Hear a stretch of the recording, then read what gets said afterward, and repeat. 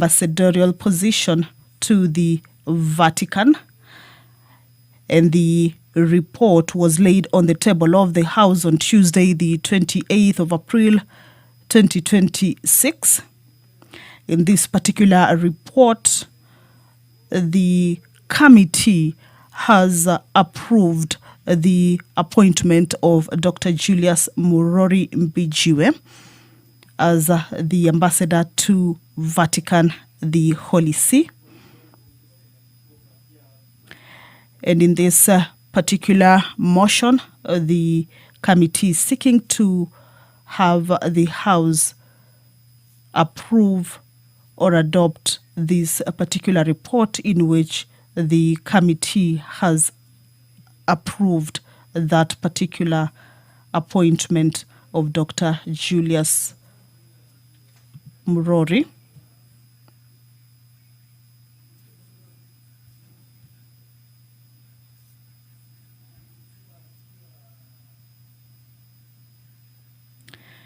Dr. Julius Murori Mbijiwe, who was appointed, or that was appointed by His Excellency the President for appointment as the ambassador of the Republic of Kenya to Vatican, the Holy See.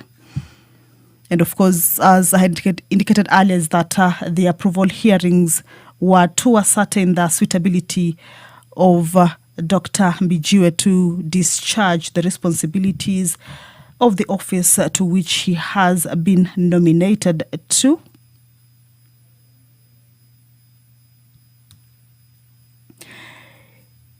In its public hearings, the committee facilitated public participation. Of course, this is in accordance with Article 118 of the Constitution, by inviting members of the public to submit memoranda on the nominees' suitability. Of course, this came before the approval hearing. And the committee also sought to obtain clearance reports from relevant statutory bodies regarding the nominees' compliance with legal and integrity requirements. And in its report, the committee indicates that, having considered the nominees' academic and professional qualifications, work experience, integrity records, and responses during the approval hearing, the committee was satisfied that the nominee meets the constitutional and statutory requirements for the appointment.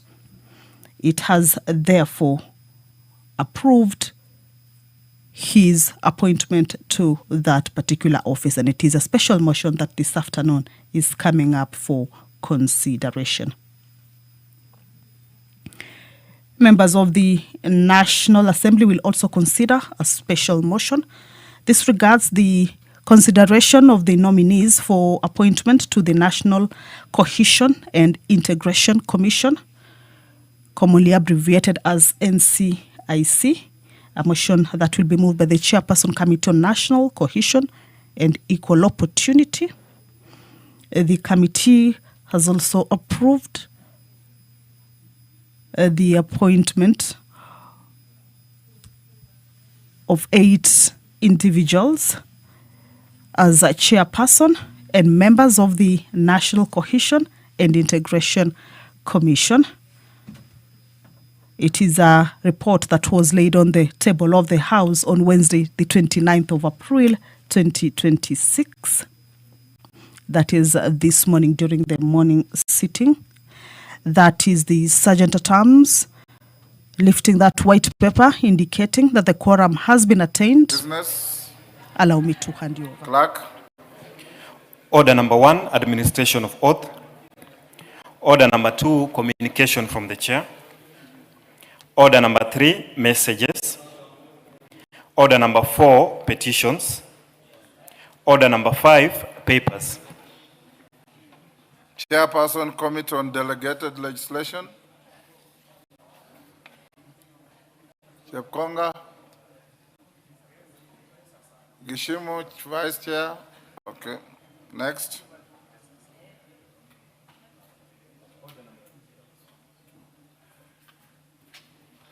Order number 6, notices of motion. Chairperson, Committee on Delegated Legislation.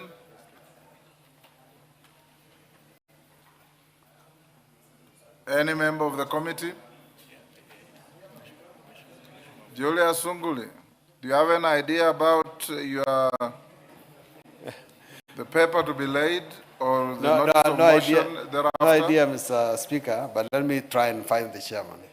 Go ahead and do so. Next. Order number 7, questions and statements. Lilian Sioi, member for Trans Nzoia.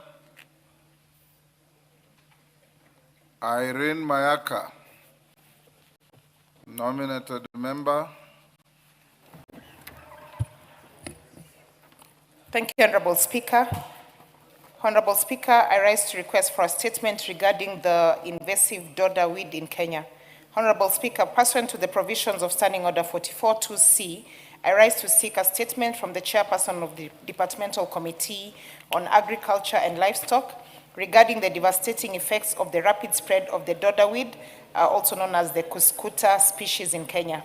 Honorable Speaker, the dodder plant is an invasive plant that poses a serious threat to agriculture and environmental sustainability. Dodder spreads quickly through seeds and stem fragments, making it difficult to control once established. Most herbicides have proven ineffective, forcing farmers to manually cut, uproot, or burn infected plants, which significantly increases labor and farm management costs. It attaches itself to host plants, penetrates their tissues, and draws water and nutrients, eventually weakening or killing the plant. Honorable Speaker, research by institutes such as the Kenya Forestry Research Institute, KEFRI, and the Kenya Agricultural and Livestock Research Organization, KALRO, has identified dodder as a major threat to tea, coffee, avocado, citrus, fruit trees, and other crops of economic importance. The weed is rapidly spreading across Western, Rift Valley, Eastern, and the Lake Basin region, with Nyamira County among the most affected tea-growing areas, in areas such as Sironga, Marindi, and West Mogirango. Farmers have reported widespread infestation of tea bushes, leading to drying of plants, reduced green leaf deliveries to factory, and declining farmer earnings. This inversion is projected to cause major agricultural losses, threaten livelihoods, reduce tea productivity, and undermine food security in affected regions. Honorable Speaker, it is against this background that I seek a statement from the chairperson of the Departmental Committee on Agriculture and Livestock on the following. Number 1, immediate interventions that the ministry has put in place to contain the spread of dodder weed, including the availability and approval of effective means of control methods for affected farmers. Number 2, measures undertaken to sensitize farmers and the general public on the identification, prevention, and management of the dodder infestation, particularly in hotspot areas. And number 3, budgetary allocation that the ministry has made to KEFRI and KALRO and other relevant institutions for nationwide mapping of dodder infestation, identification of the hotspot areas, research on sustainable control measures, and implementation of urgent inventions. I thank you, Honorable Speaker. Thank you, Irene. Any member from Committee on Agriculture? I don't see Mutunga. DK, are you from that committee? Yes, tell your chair you bring response the first week after recess. Okay, well noted. Thank you. Pauline Lenguris. Pauline Lenguris. Ibrahim Sane. Joses Lelmengit, member for Mgwen. Thank you, Honorable Speaker. Honorable Speaker, pursuant to the provisions of Standing Order 44-2C, I rise to request a statement from the chairperson of the Departmental Committee on Transport and Infrastructure regarding a fatal accident that occurred in Sirwayala along Javakali Kapsabet section in the Eldoret Kapsabet Javakali Road C39. and the status of the ongoing maintenance work on the same road. Honorable Speaker, on the night of Wednesday, 22nd of April 2026, a tragic road accident involving a homeboys bus traveling from Kakamega to Nairobi occurred at Ziroyala. According to the official reports, the bus overturned, resulting in the loss of one life and leaving 33 passengers injured. This unfortunate incident adds to the growing number of fatal accidents reported along this road, which has for a long time remained in a deplorable condition. While the Kenya National Highways Authority, KENHA, had initiated maintenance works at the Javakali-Kapsabet Eldoret stretch, it is deeply concerning that the works have reportedly stalled. Sections of the road were excavated and left unattended for over a month along the road shoulders, narrowing the carriageway and exposing motorists to greater danger due to lack of proper signage and traffic management measures. It is claimed that the accident occurred at one such unsafe section. Honorable Speaker, it is against this background that I request for a statement from the Chairperson Departmental Committee on Transport and Infrastructure on the following. Number one, a report on the circumstances surrounding the accident at Sirwayala on 22nd April 2026, including linkage to the state of the road and whether negligence by the contractor or supervising agencies contributed to this incident. Number two, the current status of the maintenance works on the Eldoret-Kapsabet Javakali Road C39, particularly the Javakali-Kapsabet section, including the contractors involved, the scope of works, the cost, timelines, and reasons for the stalling of the project. Number three, clarification on whether there are plans for a full overhaul and recarpeting of the Kapsabet Javakali section instead of relying on the periodic patchworks maintenance. And finally, any plans in place to dual Kapsabet Eldoret section to ease congestion, construct proper road shoulders, and the short-term and long-term strategies for improving this road. Thank you, Honorable Speaker. Chair Roads, GK, when do you bring a response? Honorable Speaker, we will respond the first week after recess. Thank you.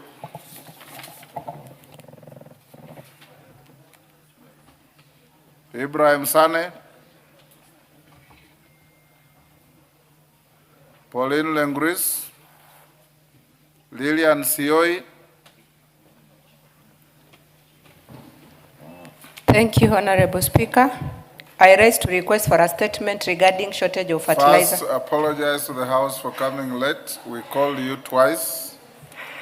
I apologize to the House for coming in late. I came late because of jam, Mr. Speaker. I rise to request for a statement regarding shortage of fertilizer in Trans Nzoia County. Honorable Speaker, pursuant to the provision of Standing Order 44-2C, I wish to request for a statement from a chairperson of the Departmental Committee on Agriculture and Livestock regarding the shortage of fertilizer in Trans Nzoia County. Honorable Speaker, there has been an ongoing shortage of top-dressing fertilizer at National Cereals and Produce Board depots in Trans Nzoia County. This shortage has caused widespread concern among farmers, particularly during a critical farming season when timely access to fertilizer is essential for crop productivity. Further, claims have emerged that subsidized fertilizer intended for local farmers has allegedly been diverted to neighboring countries, thereby worsening the situation. This has negatively impacted the farmers, with many facing significant losses likely to arise from poor crop yields. The disruption also poses a serious threat to the livelihood of affected farmers. Honorable Speaker, it is against this background that I request for a statement from the chairperson of the Departmental Committee on Agriculture and Livestock on the following. One, the cause of the ongoing shortage of top-dressing fertilizer at National Cereals and Produce Board depots in Trans Nzoia County. Number 2, the immediate measures being taken to ensure adequate and timely supply of fertilizer to farmers in Trans Nzoia County. And number 3, a report on the investigations into the alleged diversion of subsidized fertilizer intended for local farmers to neighboring countries. And lastly, Mr. Speaker, the long-term intervention being implemented to safeguard subsidized fertilizer programs, prevent diversion, and protect farmers from future shortage. I thank you, Honorable Speaker. Thank you, Chair, Agriculture. Dr. Mtunga, when can you bring a response? This one is very urgent. If what the Honorable Member is saying is true, I want a response tomorrow. Honorable Speaker, it might not be possible for us to get it We are recessing on. We are recessing tomorrow, the 30th, right? Because I am aware, Honorable Speaker, that Yes. the CS is out of the country. The CS doesn't go with the office. Yes, it doesn't go with the office, but I will try my best to pass the message today so that at least I want you to give how fast they can a preliminary statement, tomorrow. response tomorrow, for the simple reason that if what she's saying is true, we are undermining food security in the country. I agree with you, Honorable Speaker. Yes. So tomorrow, 2:30. Thank you, I'll do that.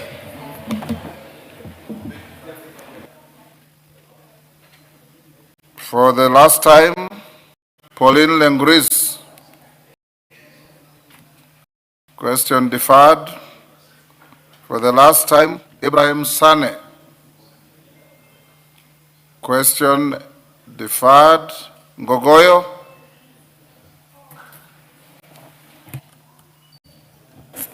Thank you, Mr. Speaker. Honorable Speaker, pursuant to the provision of Standing Order 44-2C, I rise to request for a statement from the Chairperson of the Departmental Committee on Transport and Infrastructure regarding the construction of link roads to the Ngong-Suswa Highway. Honorable Speaker, while the Ngong-Suswa Highway was developed to decongest traffic along existing corridors and provide a faster alternative route to Narok, Bomet, Kericho, Kisii, Nyamira, and the wider Nyanza region, its intended benefits are yet to be fully realized. This is largely due to the incomplete construction of link roads that are critical for the connectivity and accessibility to the highway. The Ngong Town to Ololua, Kiserian 46 road remains incomplete and thereby limiting access to the highway, forcing motorists to rely on already congested roads. Honorable Speaker, it is against this background that I request for a statement from the Chairperson of the Departmental Committee on Transport and Infrastructure on the following. 1, the status of construction of Ngong Town, Ololua to Kiserian Road, including the timelines for its completion, and 2, the plans in place to develop and upgrade the link roads to the Ngong-Suswa Highway along Ngong Town as to enhance accessibility and achieve its intended objective of decongesting traffic within Ngong Town and the surrounding areas. Thank you, Mr. Speaker. Yes, Sungule. Mr. Speaker, I request to joyride. You want to joyride on that? Go statement. Ahead. Because the road that Honorable Member is referring to is a very important one, from Ngong to Narok and onwards. And Mr. Speaker, it seems like it's already falling apart in pieces. Some parts of it need to be repaired. But more fundamentally, Mr. Speaker, because it's now a major highway, could Safaricom try and place its boosters there? Because half of it, when you're on phone, is not, you cannot reach any network on that road. It's important that we place a lot of importance to that road in addition to the link roads that go to that road. GK. When can you bring a response? After this, Honorable Speaker. And don't limit yourself to the first week, yes. To the two link roads. I think the point Julius Sunguli is raising is legit. Yes. A highway like that must have network in case of emergencies or any issues arising there. Well noted, Honorable Speaker.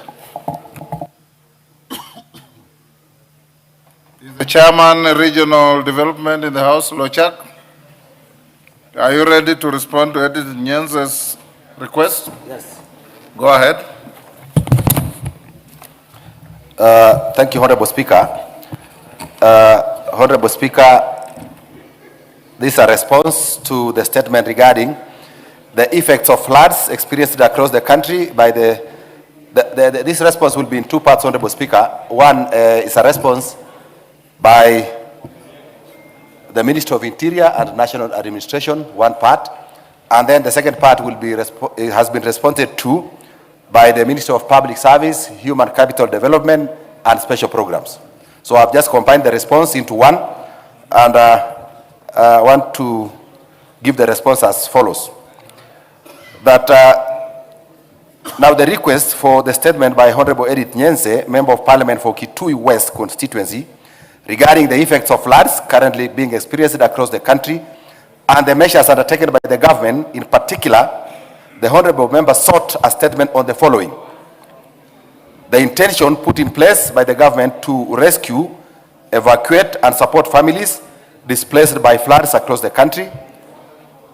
B, a report on the relief and humanitarian assistance being provided to affected households, including food, shelter, medical support, and other essential services, including the number of beneficiaries identified.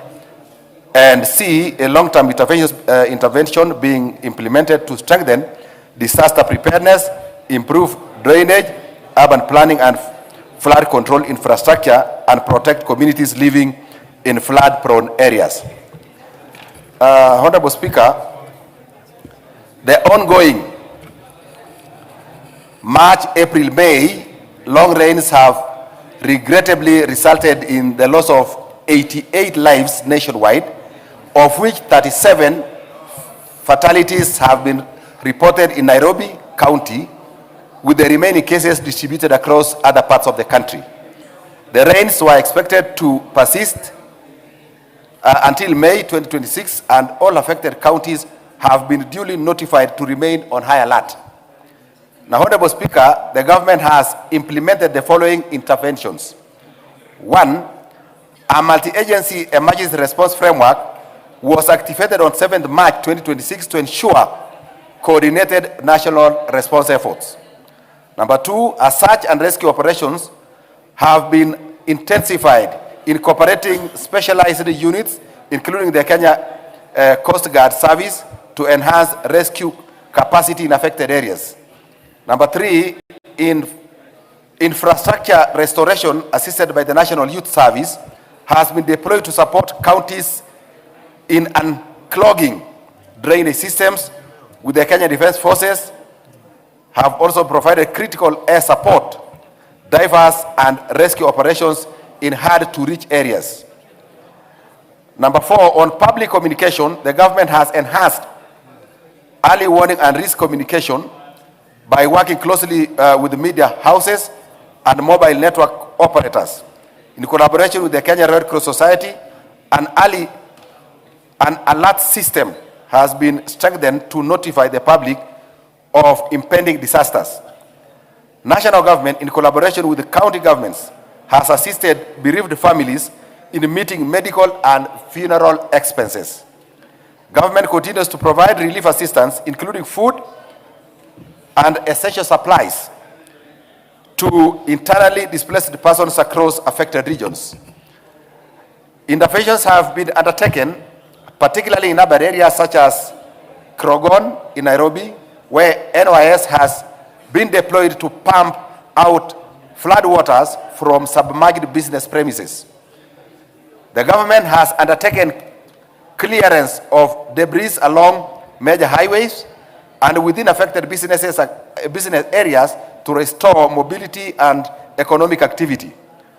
On sanitation and public health, emergency works have been conducted to repair blocked sewage systems, particularly in schools such as County Girls in Ngara, Nairobi, to ensure safe learning environments. Number B, long-term interventions being implemented to strengthen disaster preparedness, improve drainage, urban planning and flood control infrastructure, and protect communities living in flood-prone areas. Now, the ministry is undertaking the following long-term measures to strengthen disaster risk management. Number one, the Disaster Risk Management Bill 2023 is currently at the mediation stage in Parliament. Its enactment will significantly enhance coordination and institutional effectiveness in disaster management. Scheme of service for disaster management personnel has been submitted to the Public Service Commission to professionalize and strengthen human resource capacity in the sector. Now, the government plans the establishment of regional disaster management centers across the 8 regions to decentralize services and bring response mechanisms closer to wananchi. There are ongoing efforts to integrate disaster risk management into education systems, including schools and technical and vocational education and training institutions to build long-term national resilience. Now, the government has intensified public sensitization campaigns through media platforms, encouraging citizens to adopt preventive measures, including vacating riparian lands and areas prone to landslides. The government is undertaking the relocation of communities living in high-risk areas, particularly wetlands and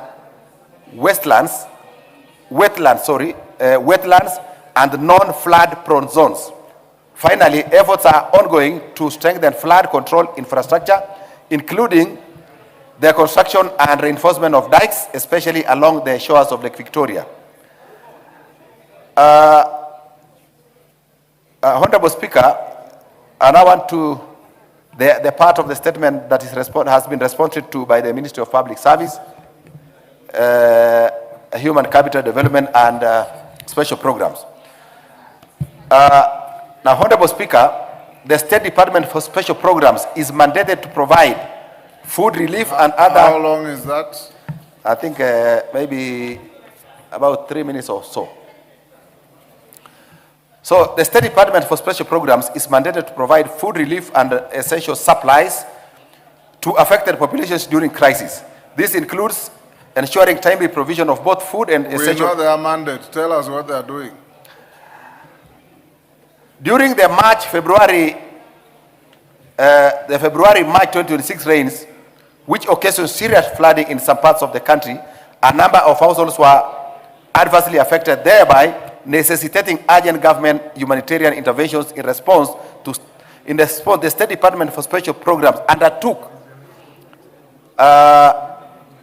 immediate relief measures to support the affected households through the provision of relief food supplies and essential non-food items, reaching a total of 92,570 beneficiaries across the affected areas.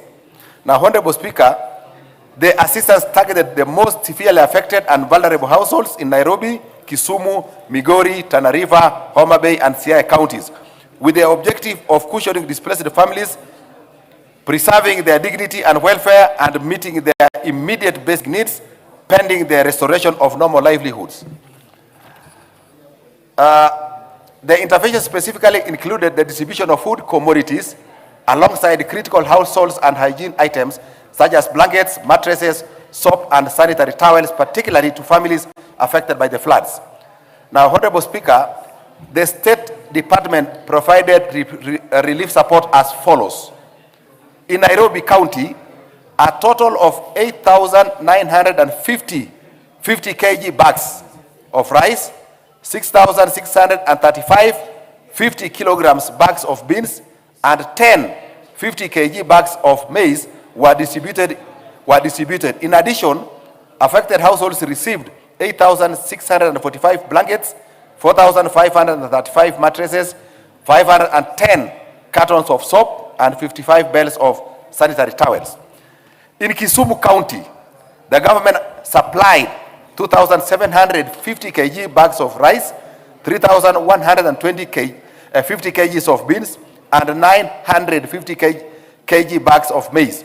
Further support included 1,170 blankets, 540 mattresses, and 80 cartons of soap.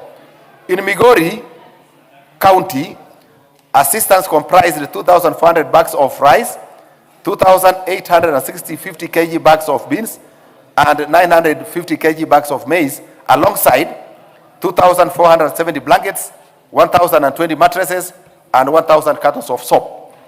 In Tana River County, the government distributed 1,250 kg bags of rice, 1,040 50 kg bags of beans to affected households.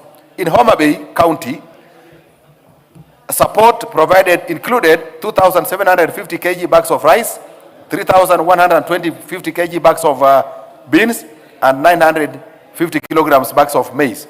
In Siaya County, the government delivered 650 kg bags of rice, 1,040 50 kg bags of beans, and 650 kg bags of maize.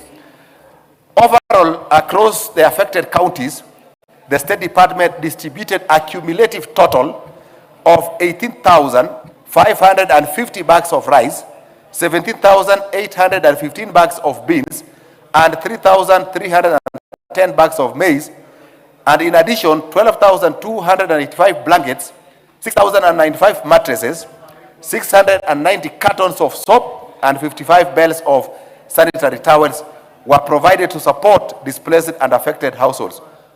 Honorable Speaker, in conclusion, the State Department continues to provide relief assistance to populations affected by disasters and crises across the country, while focusing on addressing the most urgent humanitarian needs of affected households. Thank you, Honorable Speaker. Thank you, Nyenze. You are satisfied? We move to something else? Thank you, Mr. Speaker. Thank you, Chairman, for the response.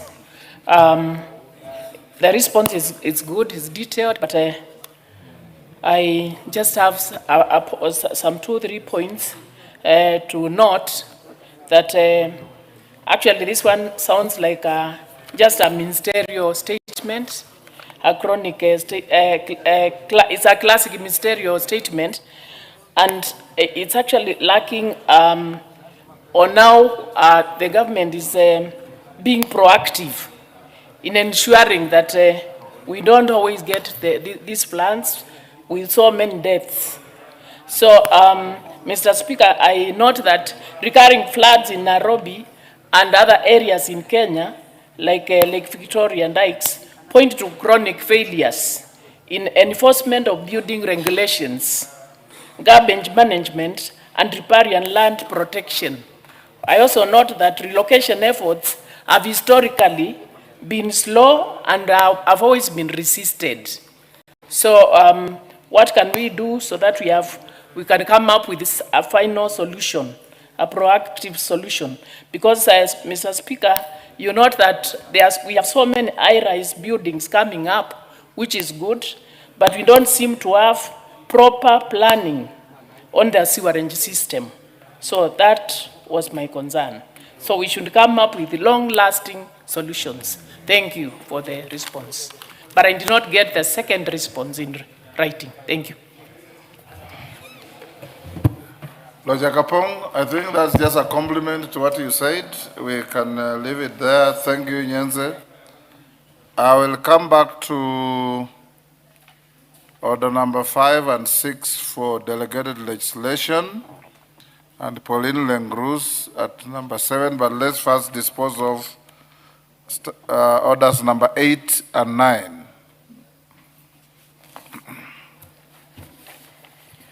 Order number 8, motion. Report on the Committee of the Whole House on the Forest Conservation and Management Amendment Bill, National Assembly Bill number 38 of 2025, question to be put and third reading. Members on their feet, take your seats.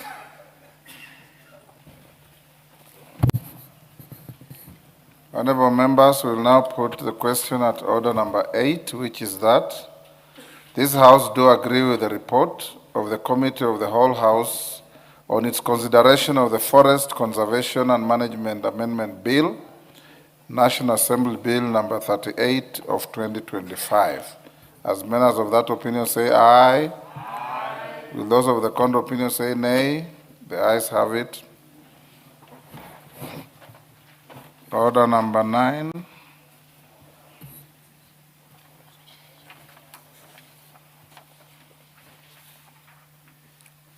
Call order number 9. Yeah? Sorry. Mover, sorry. Mover. Sorry. Honorable Speaker, I beg to move that the Forest Conservation and Management Amendment Bill, National Assembly Bill number 38 of 2025, be now read a third time and request the Honorable Oundo to second. Oundo. Honorable Speaker, I second. Thank you. Members on their feet, take your seats. Bowen, take your seats. Honorable members, I'll now propose the question at order number 8, which is that the Forest Conservation and Management Amendment Bill, National Assembly Bill number 38 of 2025, be now read a third time. Put the question. I now put the question at order number 8, which is that the Forest Conservation and Management Amendment Bill, National Assembly Bill number 38 of 2025, be now read a third time. As members of that opinion say aye. Aye. Will those of the contrary opinion say nay? The ayes have it.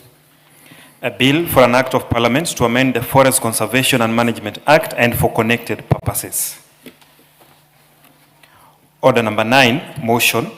Report on the Committee of the Whole House on the Crops Amendment Bill, National Assembly Bill number 8 of 2023. Question to be put and third reading. Members on their feet, take your seats. Kogoyo. Honorable members, I'll now put the question at order number 9, which is that this House do agree with the report of the Committee of the Whole House on its consideration of the Crops Amendment Bill, National Assembly Bill number 8 of 2023. As members of that opinion say aye. Aye. Will those of the contrary opinion say nay? The ayes have it. Mover. Honorable Speaker, on behalf of the mover, Honorable Tandaza, I beg to move that the Crops Amendment Bill, National Assembly Bill number 8 of 2023, be now read a third time, and also request the Honorable Naomi Wako to second. Honorable Speaker, I second. Thank you, honorable members. I propose the question, which is that the Crops Amendment Bill, National Assembly Bill number 8 of 2023, be now read a third time. I put the question. Honorable members, I now put the question at order number 9, which is that the Crops Amendment Bill, National Assembly Bill number 8 of 2023, be now read a third time. As members of that opinion say aye. Aye. Will those of the contrary opinion say nay? The ayes have it. A bill for an act of parliament to amend the Crops Act.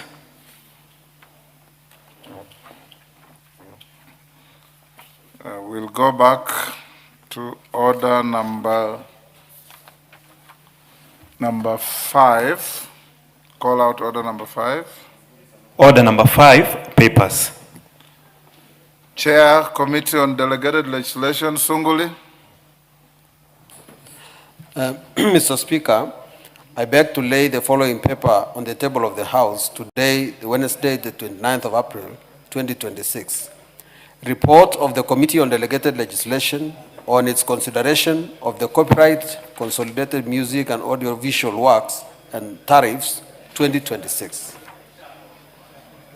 Thank you. Next order, call out order number 6. Order number 6, notices of motion. Chairperson, Committee on Delegated Legislation, Sunguli. Mr. Speaker, sir, I beg to give notice of the following motion. That this House adopts the report of the Committee on Delegated Legislation on its consideration of the copyright, consolidated music and audiovisual works, tariffs 2026, laid on the table of the House on Wednesday, 29th April 2026, and pursuant to the provisions of the Statutory Instruments Act, Cap 2A, and the Standing Order 210-4B, this House approves the copyright, consolidated music and audiovisual works, tariffs, published as legal notice number 6 of 2026, subject to the annulment of the following provisions on the schedule to the regulations. A, the classification salons, spas, car wash, barber shops, retail shops, and similar establishments. And B, the tariff item number CMT 22 relating to political events, campaigns, launch parties, unveiling candidates, and manifestos. Thank you. Call out order number 7. Order number 7, questions and statements. Pauline Lenguris. Thank you, Mr. Speaker. Honorable Speaker, pursuant to the provision... Can you register your apology to the House? Thank you, Speaker, and I'm sorry that we are handling an issue in the classification of Samburu from hardship to moderate, and it's really a big issue, and that's why all members of Samburu are out to address that issue, and I'm sorry for coming late, and thank you for giving it a chance again. Honorable Speaker, pursuant to the provision of Standing Order 44-2C, I wish to request for a statement from the chairperson of the Departmental Committee on Roads and Infrastructure on the status of road infrastructure in Samburu County. Honorable Speaker, pursuant to the provision of Standing Order 44-2C, I wish to request for a statement from the chairperson of the Departmental Committee on Road and Infrastructure on the status of Rumuruti Marara Road. Honorable Speaker, the Rumuruti Marara Road is currently in a deplorable condition, particularly along the stretch from Posta area in Mubarak to Maralal.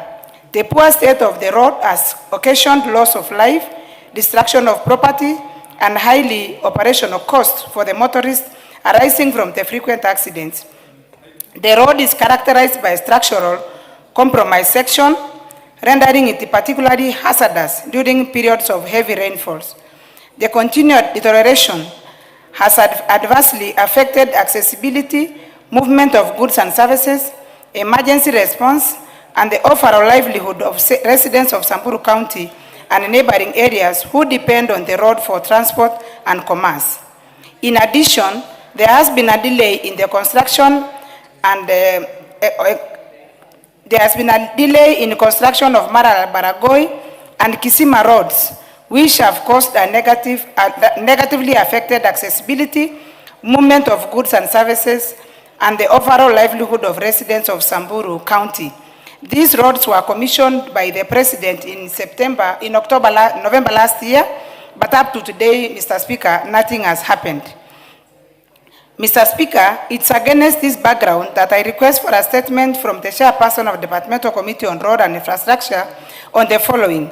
The immediate intervention being taken to repair the damaged section of Rumuruti Marara Road and commence construction of the Maralal Baragoi and Kisima Wamba Road to improve road safety for motorists and residents. 2, a report on the contractual agreement, if any, on the rehabilitation of the roads and the expected timelines for the implementation of the repair of roads in Samburu. The long-term measures being put in place to ensure that proper maintenance of the roads to enhance connectivity within Samburu County and its neighboring areas. I thank you, Honorable Speaker. Chair Roads. GK, when can you bring a response? Honorable Speaker, we bring the response after recess. When after recess? First week, greatest second week, before the end of the second week. Thank you. Yes, COE, what is out of order? It's not out of order, Mr. Speaker. I just wanted to request to ride on the question Len Cruz has asked. Today I've realized almost 3 questions have been on road accidents, the safety on the roads. And I just wanted to add a question to the chairperson on, I don't know if it is under him or under Minister of Health, but I just realized that most of the accidents that happen, there is no response on rescue. How we can help these people who have been involved in accidents. And we are losing too many lives due to negligence, Mr. Speaker. So, stop interrupting me. Don't address your colleagues on the floor, address the speaker. Thank you. Now, I just wanted him to add that question and respond on it so that we are able to rescue our people and respond to them swiftly if accidents happen. GK, is that within your purview? Honorable Speaker, I want to agree with my colleague because NTSA should be able to step in and make it easier to rescue accident victims. So we will engage NTSA to give us a response. Thank you. Yes, Naisula. Thank you, Mr. Speaker. I just wanted to ride on the statement that has been requested by Honorable Pauline and to ask the Chairman Transport, Mr. Speaker, that we need time frames because we don't want generalities in terms of the statement that will be presented here. We want to know when or by when, so that we can be able to hold the chairman and also the department to account on what will be done on the issues that have been raised, Mr. Speaker. Chairman, can you respond the first Thursday upon resumption from recess? That is possible, Honorable Speaker. That will be the 27th of May. Correct. All right. Thank you. Sane. Thank you, Mr. Speaker. I apologize for being late. This is a request for a statement regarding incidences of human-wildlife conflict in Wajir North constituency. Honorable Speaker, pursuant to the provisions of Standing Order 44-2C, I wish to request for a statement from the chairperson of the Departmental Committee on Tourism and Wildlife regarding incidences of human-wildlife conflict in Wajir North constituency. Honorable Speaker, there have been numerous cases of human-wildlife conflict resulting in fatalities in Wajir North constituency. In 2022, the individuals, namely Mrs. Abdia Below Abdikadir, ID number 29XXX68, Mrs. Katra Abdi Hassan, death certificate number 13XXX32, and Mr. Yusuf Umar, ID number 01XXX27, were attacked by hyenas and succumbed to their injuries. Mr. Umar's case was reported at Malkagufu Police Station under OB number 03/1206/2022, yet no compensation has been provided to date. Honorable Speaker, the cases demand urgent action from the relevant authorities to ensure justice, support for the bereaved families, and mitigation of ongoing human-wildlife conflicts in the constituency. Honorable Speaker, this is against the background that I request for a statement from the chairperson of the Departmental Committee on Tourism and Wildlife on the following. 1, measures being taken to address the persistent threat posed by wildlife in Wajir North constituency. 2, reasons for delayed compensation of the victims of the wildlife attacks, despite reports made and the fact that some incidences happened in 2022. Plans put in place by the Ministry of Tourism and Wildlife to expedite compensation to the families of Mrs. Abdia Bilal Abdikadir, ID number 29XX68, Mrs. Katra Abdi Hassan, death certificate number 13XX32, and Mr. Yusuf Omar, ID number 01XX27 for all medical costs incurred and to provide adequate redress for irreparable losses, and long-term measures that the government is taking to address the recurring menace of human-wildlife conflicts in Wajir North constituency. Thank you, Honorable Speaker. Thank you, Sane. Tourism and Wildlife, Chair. Any member of that committee? Yes, Roeda. Tumesikia na tutafuatilizia, lakini Speaker, hizi kesi zimekuwa nyingi sana. Naomba pia wabunge wenzangu hapa, ikija mambo ya budget, tuweke pesa mingi hapo ya kulipa. Wewe umesimama kwa niaba ya mwenyekiti, sio? Ndio. Wewe utuambie, Mheshimiwa, ni siku gani utaleta jibu kwa hiyo swali? Bwana Speaker, jibu sio kuanza kujadiliana kuhusu hiyo swali. Tutaleta jibu baada ya likizo fupi. Baada ya likizo. Yes. Lakini pia naomba Speaker, hizi kesi zimekuja kwa kamati ni nyingi sana, ni kwapo kwa kamati naona. Na yote inatakikana pesa. Sasa tuweke pesa mingi hapo ndo watu walipwe. Asante Bwana Speaker. Ni kamati yako ambayo inashughulikia makadirio ya pesa ya wizara yenu, si ndio? Ni kweli sisi tunaweka, lakini ikifika huko kwa budget mambo inabadilika. Hiyo pesa inahitajika zaidi na zaidi hata kuliko ile tumeweka sisi. Sawa. Okay, we'll get a response, Sane, when we resume. Next order. Order number 10, special motion. Consideration of a nominee for appointment as the ambassador to the Vatican, the Holy See. Chairman,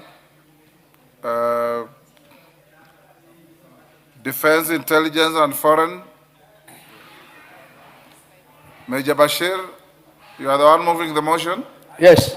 Go ahead.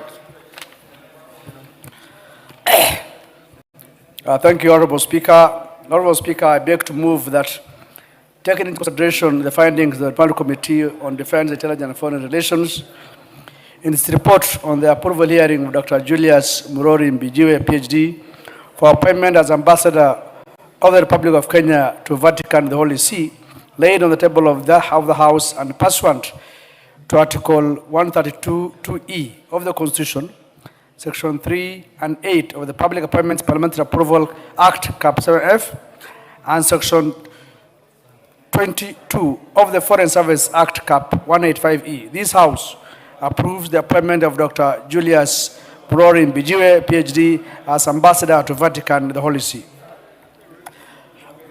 Honorable Speaker, in exercise of its mandate under Standing Order 216, the committee conducted approval hearing of the nominee on Monday, 27th April 2026, and subjected him to a rigorous vetting process, including public participation and integrity verifications by all the relevant statutory bodies. The nominee was found compliant with the constitutional and statutory requirements, including Chapter 6 on leadership and integrity. Honorable Speaker, the committee examined the nominee's academic background, professional experience, and performance during the approval hearing. Dr. Mbijiwe presented a strong academic and professional profile, holding a doctorate in project planning and management and bringing with him extensive experience in leadership and governance. His tenure in the Meru County Assembly, coupled with his current role as Chief of Staff in Meru County, demonstrates practical competence in negotiation, stakeholder engagement, and public finance oversight. These experiences, alongside his involvement in union negotiations, reflect skills that are directly transferable to diplomatic practice, particularly mediation and consensus building. Honorable Speaker, on the significance of the Vatican mission and the cost-benefit analysis of that mission, Honorable Speaker, until now, Kenya has not maintained a standalone embassy in Vatican City. Instead, its relations have been handled through non-resident accreditation via its embassy in France. Establishing its first resident diplomatic mission to the Holy See, Vatican, marks a significant shift in how it manages relations with one of the world's most unique diplomatic entities. Honorable Speaker, as we note that Kenya now becomes the first East African country post an ambassador to Vatican, the Holy See. There are many other countries, but for East Africa, Kenya becomes the first one.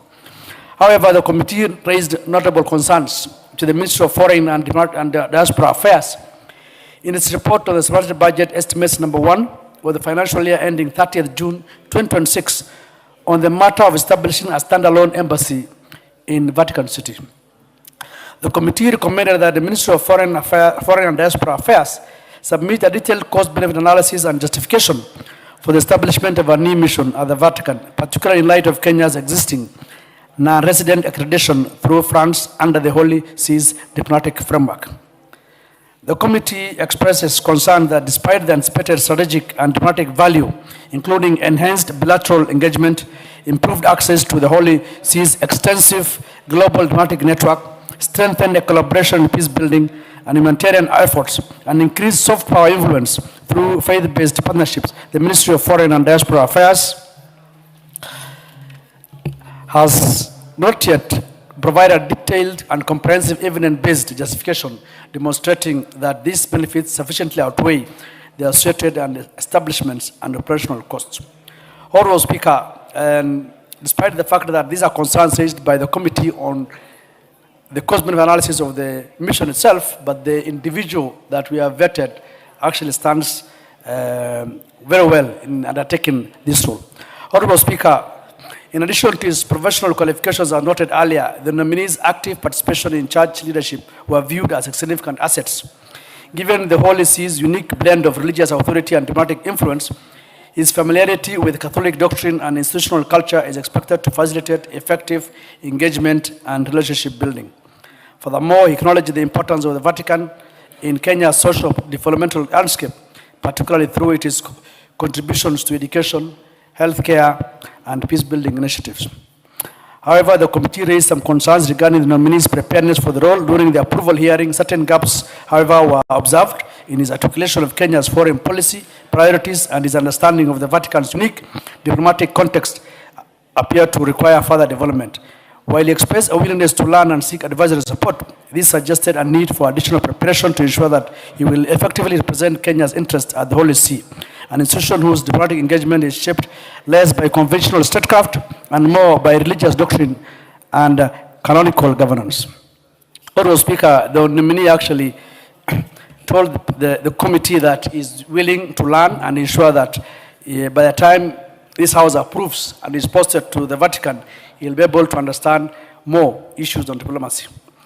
Honorable Speaker, in conclusion, the committee has identified no legal impediment to the appointment, noting that the nominees demonstrated leadership experience, integrity, and willingness to learn to provide a solid foundation upon which the requisite diplomatic competences may be developed. I therefore urge this House to adopt the committee's recommendation and approve his appointment as ambassador to Vatican, the Holy See. Honorable Speaker, I beg to move, and I now ask Honorable Kirima to second this motion. Thank you. Moses Kirima.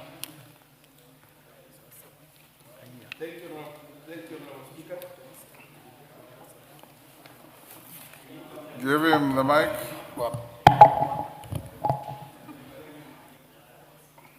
Hey. Can you give Honorable Kirima the mic? Yeah, it's here. Yes, Moses. Thank you, Honorable Speaker, for giving me this opportunity.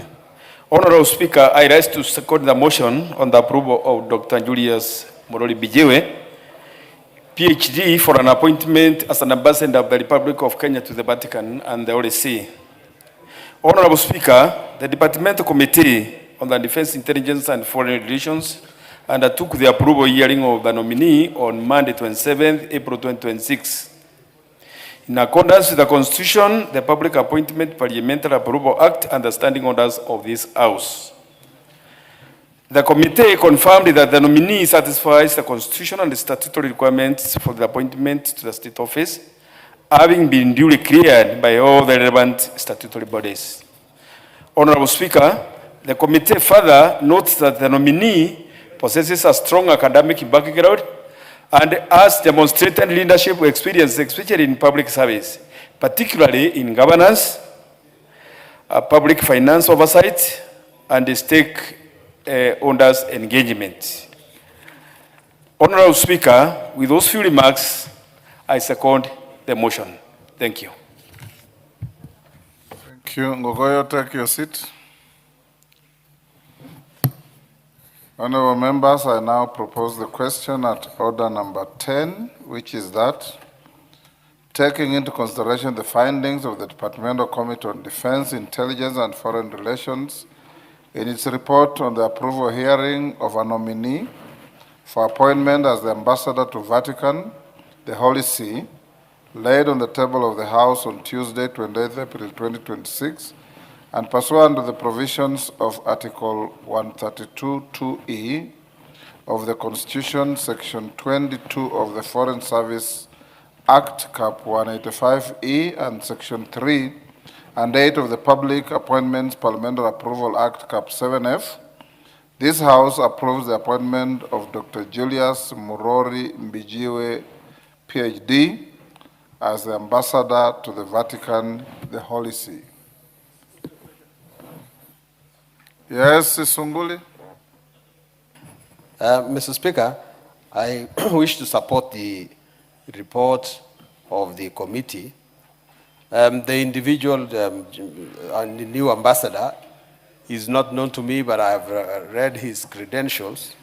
But I stand to support mainly, Mr. Speaker, because you yourself, having been Minister for Foreign Affairs of Kenya, know that for a long time, the Vatican... And having appointed you ambassador and having appointed to China, me, and I'm forever grateful for that, know that the Vatican does not have, we do not have an ambassador at the Vatican, although the diplomatic rules do not allow us to have our ambassador in Rome to represent us at the Vatican. So our affairs at the Vatican have been handled sometimes from France and from other European countries.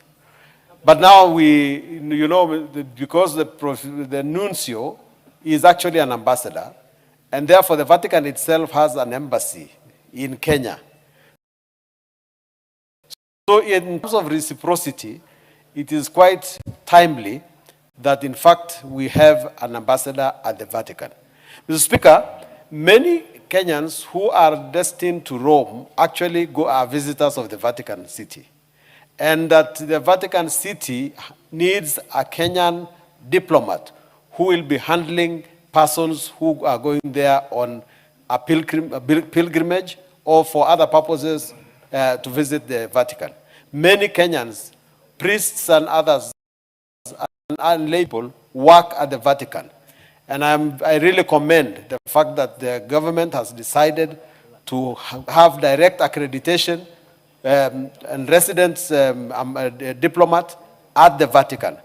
And this is going to be very important. All of us, a good member of us here in this place, in this house, go to the Vatican every time in August in order to have our own retreat, and we are very happy that this is happening. We commend that the committee has gotten an individual who is well qualified, and I ask the committee not to continue doubting the viability of the Vatican City as a diplomatic destination. They could also be accredited to other nearby places that are relevant to this particular purpose. But, Mr. Speaker, I support. Rahim Daud. Thank you, Mr. Speaker. Mr. Speaker, from the onset, I support the nomination of Dr. Julius Mbijiwe to the Vatican.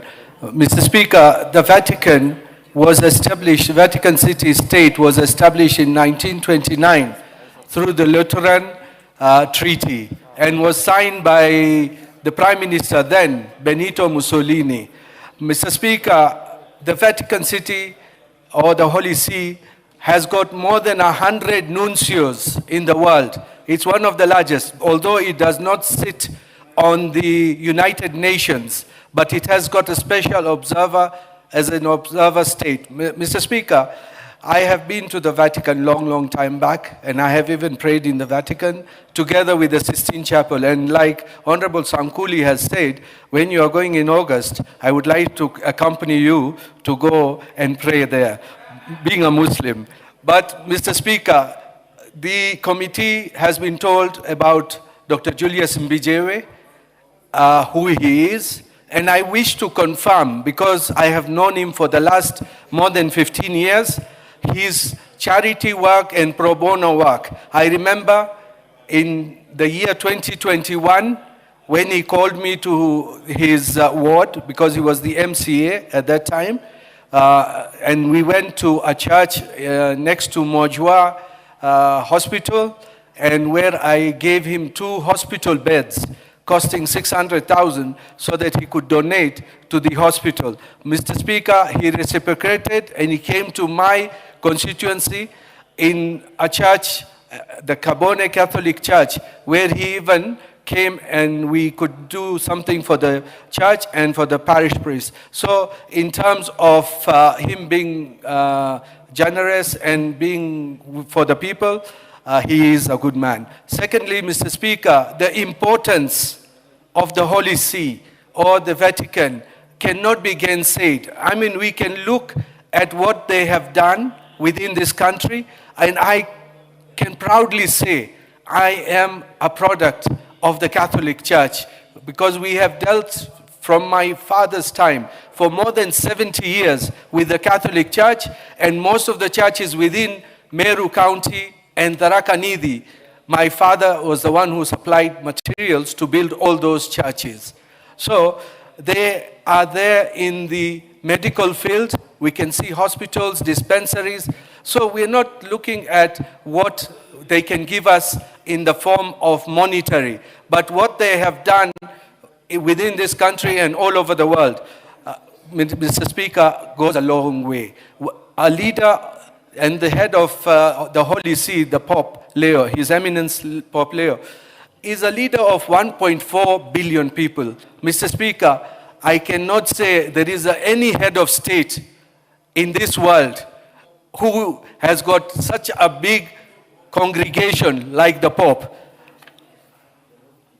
And I see Mr. Speaker wants to inform me something. No, go on.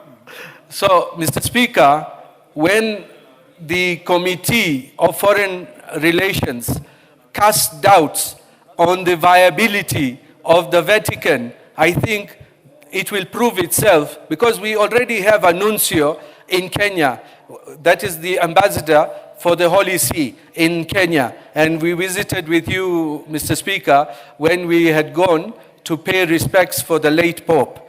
And Mr. Speaker, we are not just looking, it is influence which will be given through the ambassador. And I believe the ambassador designate, Dr. Julius Mbijewe, is up to the task, and he should get for this country, not just for Meru, for this country, because he's not going there for Meru, he's going for the whole country, and he should bring us what is available from the Holy See. For with those few remarks, Mr. Speaker, I strongly join my colleagues in maybe even I would say congratulate him, but once we approve. Thank you, Mr. Speaker.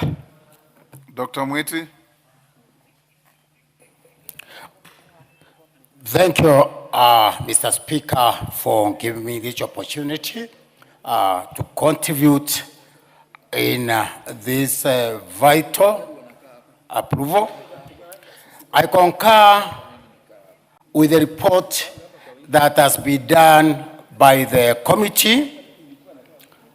Personally, I have known Mr. Bijewe, Dr. Bijewe, for over 10 years that we are neighbors in back home, and I've interacted with him quite often during various meetings at the county level.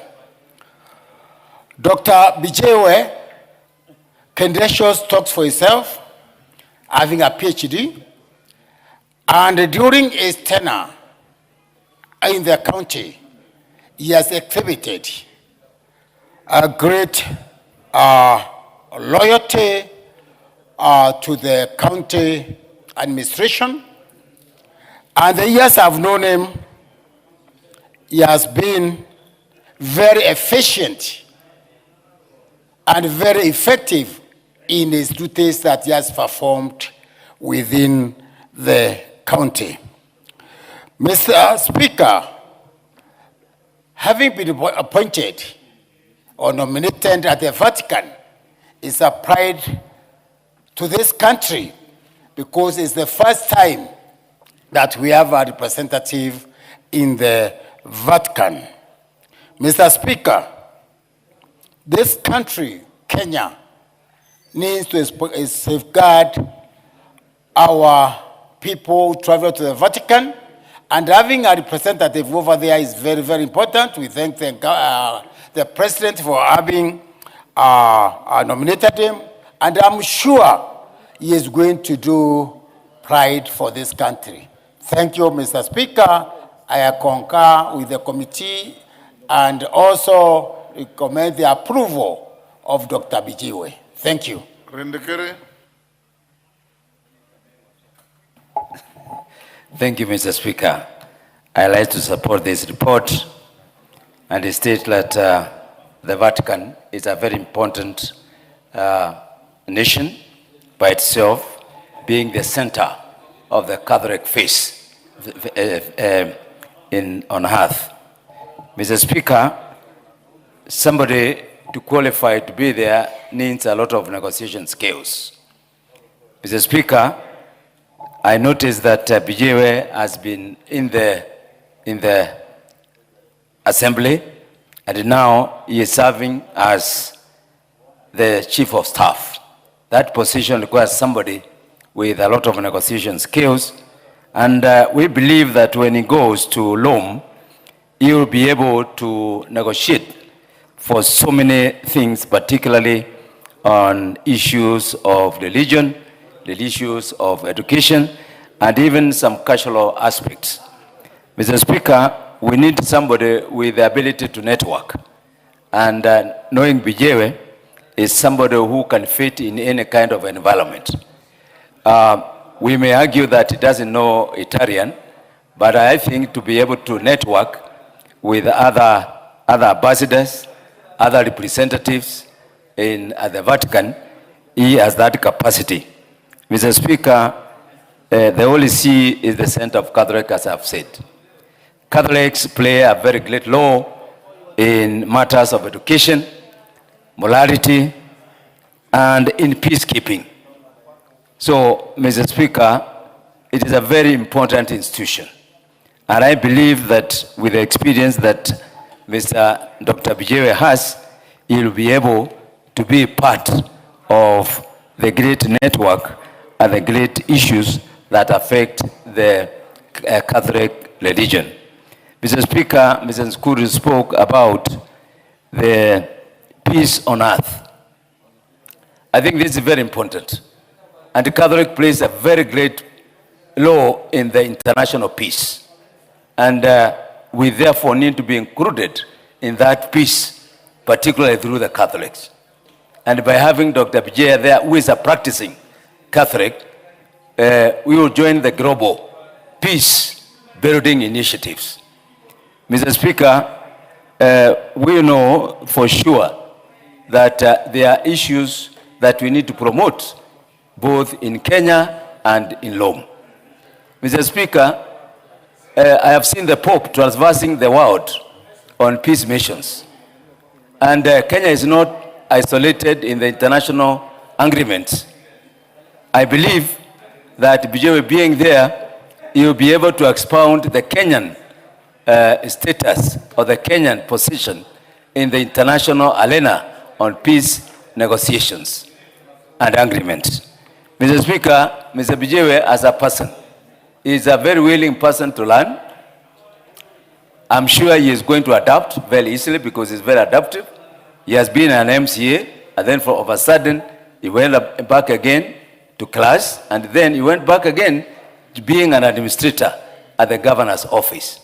So I have no doubt in my mind that Dr. Bijiwe is the best suited ambassador to represent Kenyan interest at the Vatican. Mr. Speaker, I know your other name is Papa Waloma. I wish that all of us, now that we have a Kenyan ambassador, you should be able to take majority of these members, including me, to Rome and visit the ambassador there. Mr. Speaker, it's very important because I've seen many Kenyans going out there at the Vatican and they don't even know where to go. They just go and just become like anybody. But now we know where to go. We know where to go and eat ugari at the Vatican. So, Mr. Speaker, with those few ones, I support the nomination and state outrightly, this is the best person, and he is going to be the pioneer ambassador of Kenya at the Vatican. I thank you, Mr. Speaker. Thank you, Susan.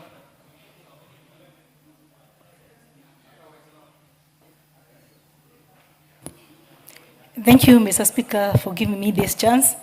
First of all, Mr. Speaker, I wish to appreciate and thank the President for appointing, in fact, a colleague, someone that I've known for quite some time between 2017 and 2022 when me and Dr. Bijewe served.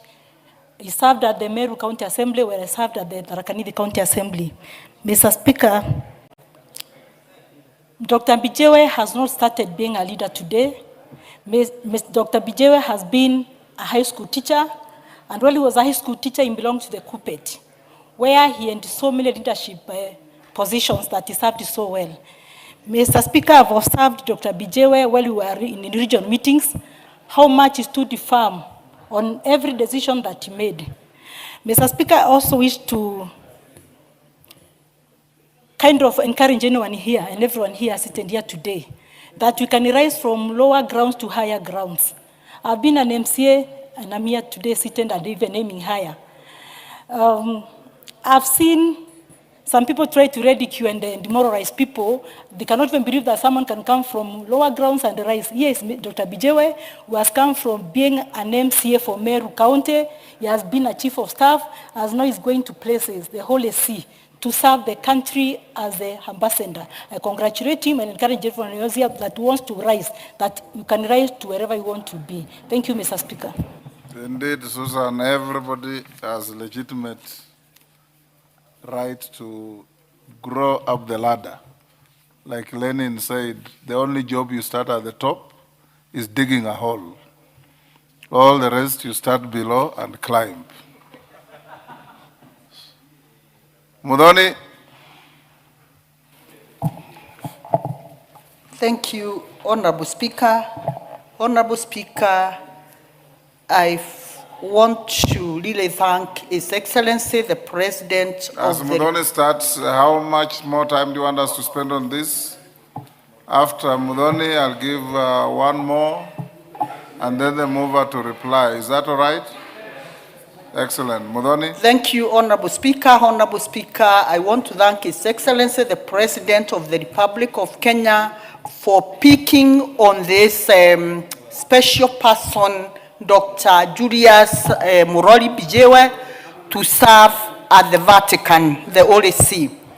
Honorable Speaker, I have known Dr. Bijewe for close to 25 years, a committed physics and mathematics teacher for 14 years, a person who served the teachers of this country in his capacity as the Executive Secretary of Kenya Union of Post-Primary Education, a person who rose to become the first person to have been enrolled at the minor seminary of St. Paul's Seminary in Kobo, and having served at an early age as a page boy.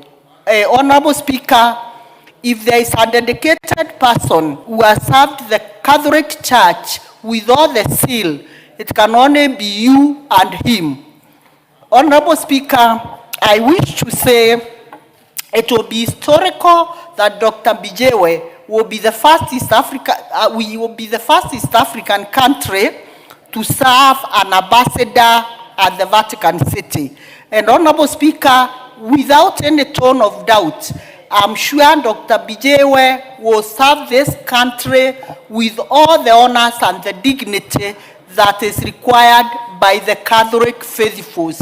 Honorable Speaker, as a Meru and from the Meru community, I really want to say we are proud because when history will be written, we will not miss a page in having been the first people to produce an ambassador at the Holy See. Honorable Speaker, I support this and I want to say on the onset, Honorable Speaker, we have an opportunity of going now proudly to visit the Vatican and being very sure that we will have someone to hold our hands. Thank you, Honorable Speaker, I support.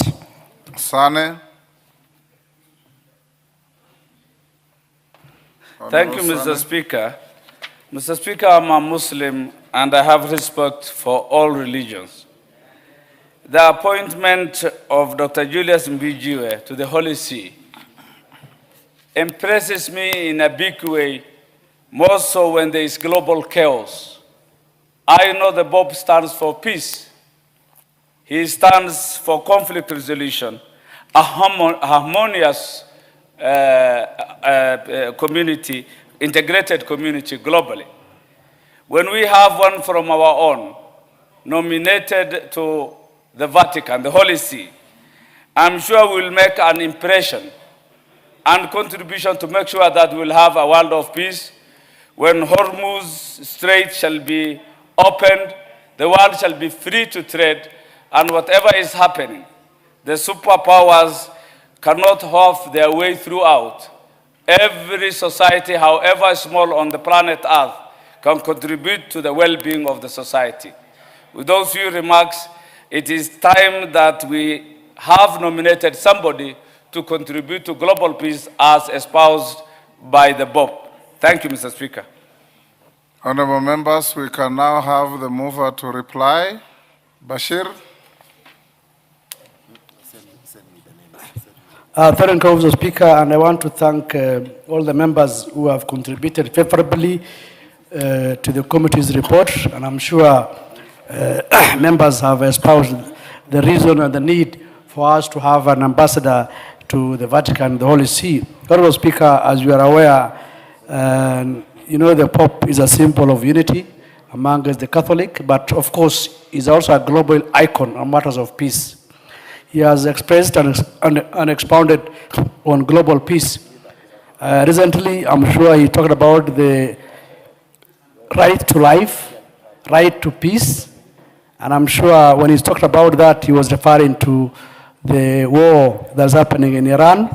And unfortunately, I'm sure you have heard that he was rebuked and actually attacked on social media for him to speak like that. So it's unfortunate also that certain world powers can rebuke the person of the like of the Pope. And we want to say that we support peace, and as we send this, our nominee, as was approved from this House, is going to join the other ambassadors from across the world to enhance peace and security.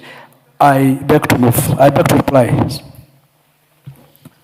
Honorable members, I now put the question at order number 10, which is that, taking into consideration the findings of the Departmental Committee on Defense, Intelligence and Foreign Relations in its report on the approval hearing of a nominee for appointment as the ambassador to Vatican, the Holy See, laid on the table of the House on Tuesday, 28th April 2026, and pursuant to the provisions of Article 132(2)(e) of the Constitution, Section 22 of the Foreign Service Act Cap 185(e), and Section 3 and 8 of the Public Appointments Parliamentary Approval Act Cap 7F, this House approves the appointment of Dr. Julius Mbijiwe, PhD, as the ambassador to the Vatican, the Holy See. As members of that opinion say aye. Aye. Will those of the contrary opinion say nay? The ayes have it. Next order. Order number 11, special motion. Consideration of nominees for appointment as to the National Cohesion and Integration Commission. Chairperson, Committee on National Cohesion. and Equal Opportunity. Madenge. Thank you, Honorable Speaker. Honorable Speaker, I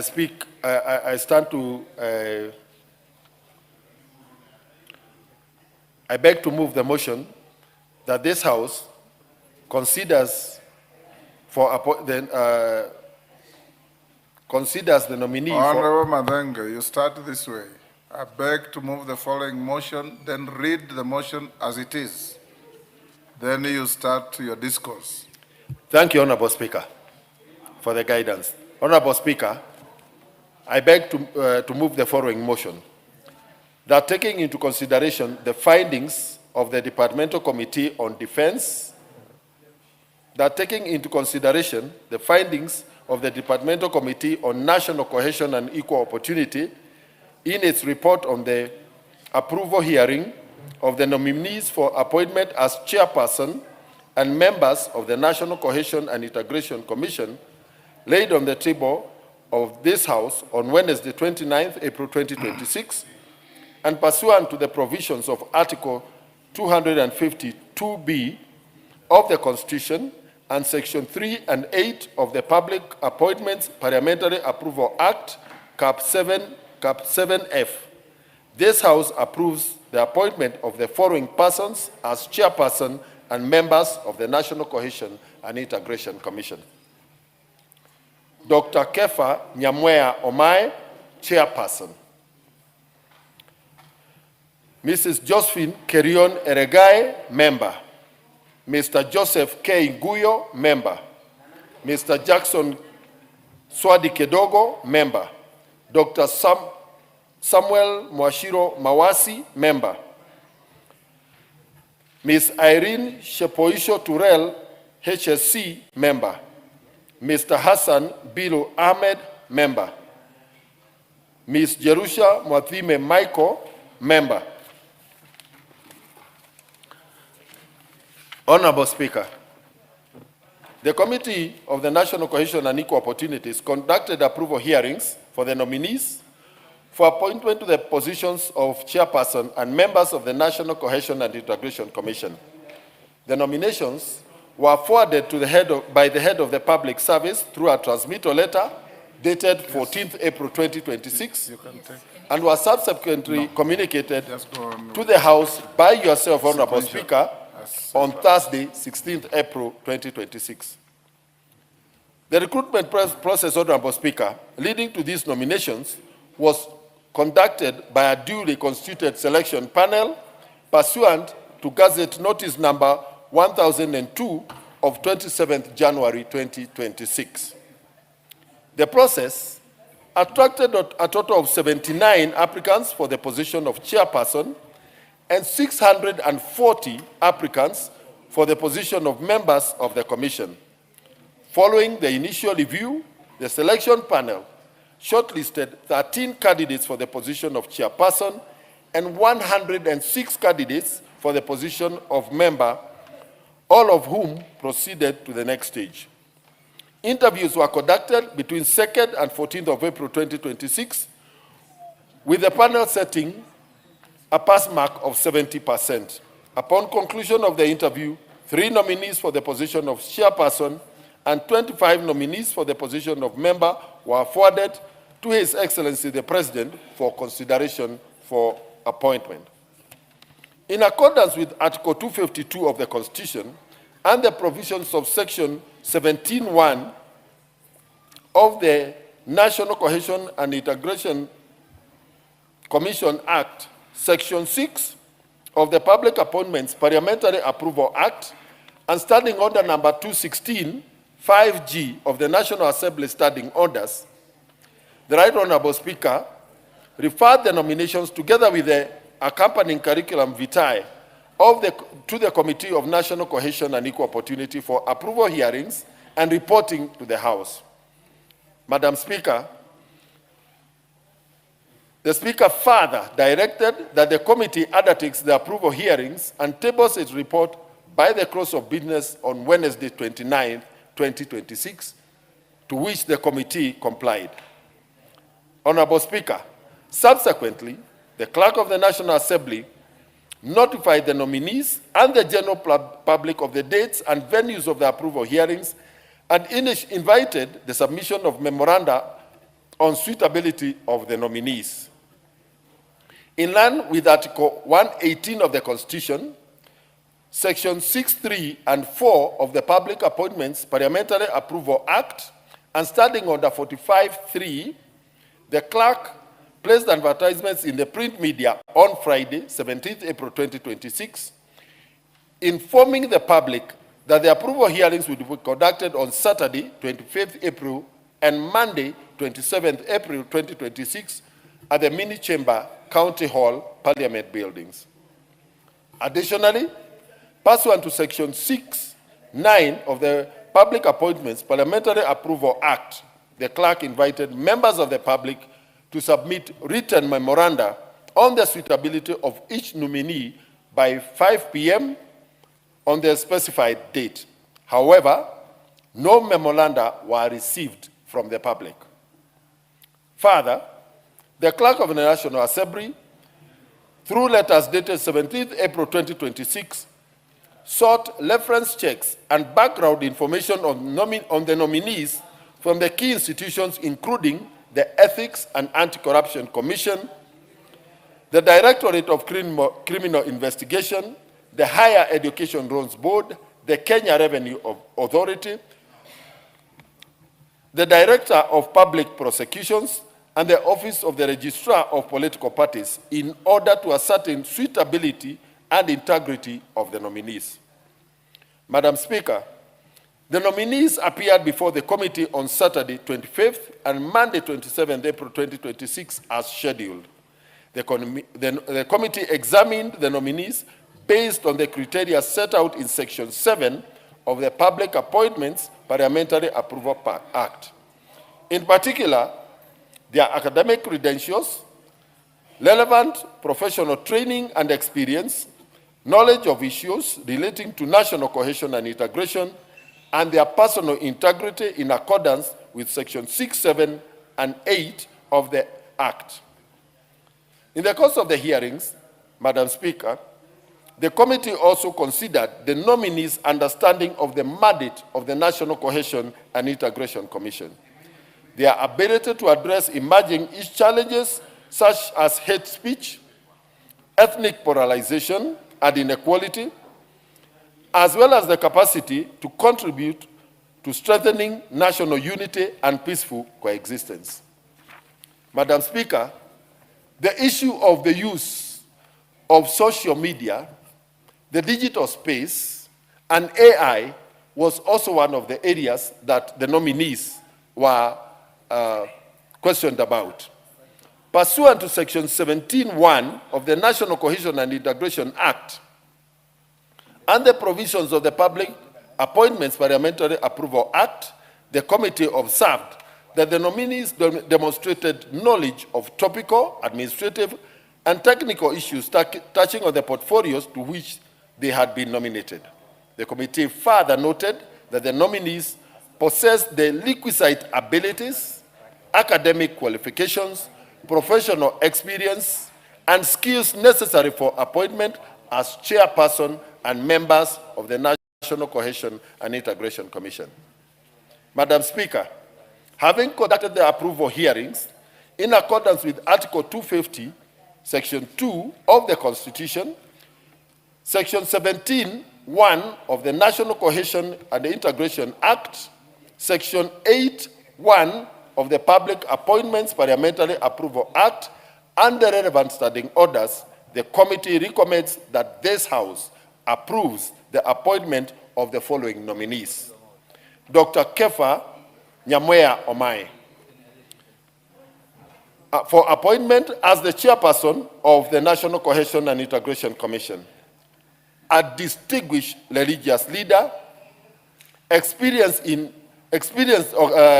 organizational development scholar, seasoned public servant and public speaker, with experience in leadership, governance, national cohesion, and peace-building initiatives. Honorable Speaker, Dr. Kefa has served as the presiding bishop of the Redeemed Gospel Church in Kenya, chairperson of the Kenya Coalition of Church Alliances and Ministries, and he has held public service roles, including membership in the Madoka Commission on the Kenya Prisons Service Reforms. He has served as a board member of the Lake Basin Development Authority. He holds a Bachelor of Commerce in Human Resource Management, a master's degree in leadership development, and a PhD in organizational leadership. He has played a key role in the Interfaith Council in this country. Mrs. Josephine Kirion Eregai. Madam Speaker, this nominee started serving as a ward administrator in Isiolo, lost to the position of the county executive member for education in Isiolo. She has interacted with the members of the public in a setting where conflict and even issues of gender-based violence have had a lot of occurrence. She has 13 years experience in policy development, stakeholder engagement, community-based programming, and she possesses strong expertise in promoting peaceful coexistence. She has been a champion of strengthening marginalized women in rural settings. Madam Speaker,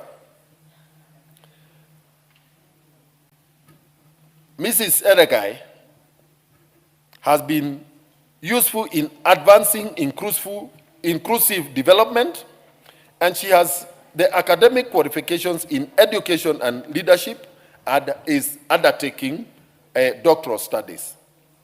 Madam Speaker, Mr. Joseph K. Guyo, the nominee for appointment as a member of the commission. Mr. Guyo is a seasoned educationist, holding positions as a teacher in Taita Taveta, in Nyeri, in Nakuru, rising to the position of principal and improving performance in a day school in Nyeri, in Tetu constituency, and also one of the reading boys' schools in Madera constituency. He later transited into mainstream public service, where he has established himself as an astute administrator, rising to the position of a senior principal, and later he is currently serving as a senior deputy secretary. In addition to these responsibilities, Mr. Guyo has acted in 2 ministries as principal secretary. Madam Speaker, Mr. Jackson Swadi Kedogo, nominee for appointment as member.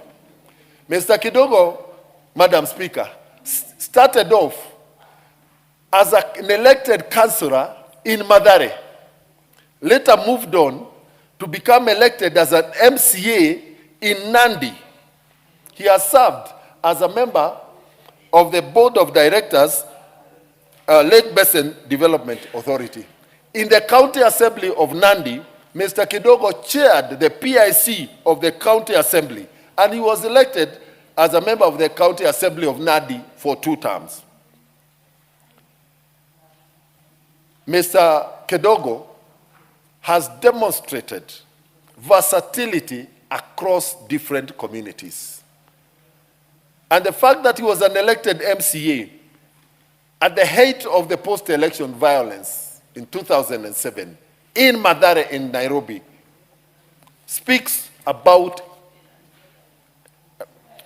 his resilience and his knowledge in inter-community relationships.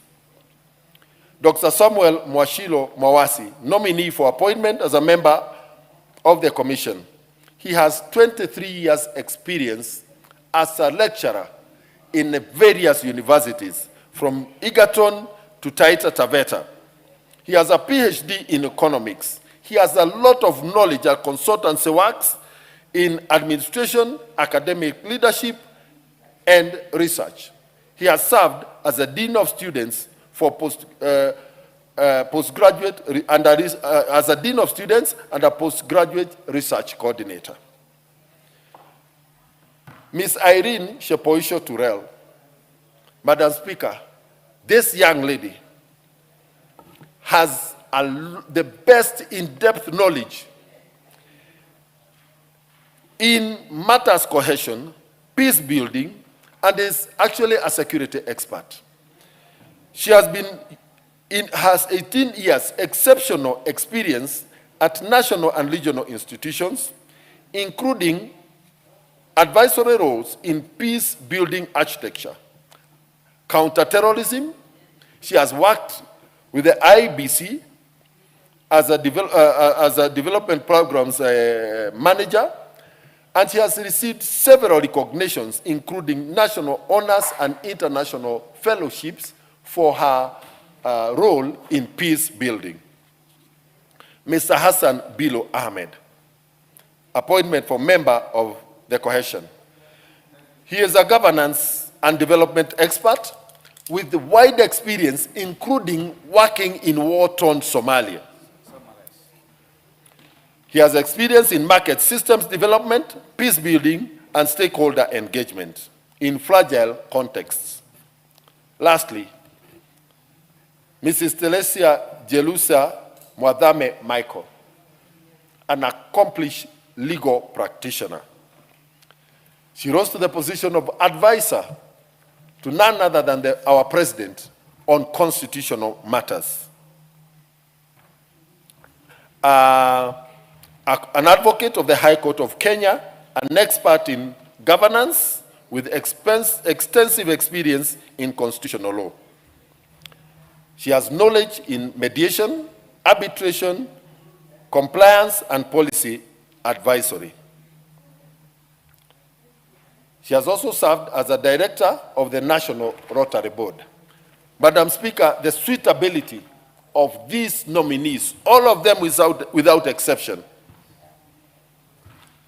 impressed the committee, and therefore, Madam Speaker, I wish to urge that the committee, this House, goes ahead and approves their appointment. However, Madam Speaker, allow me to add that we are at a time when the National Cohesion and Integration Commission will play a key role, especially in the run-up to the coming elections.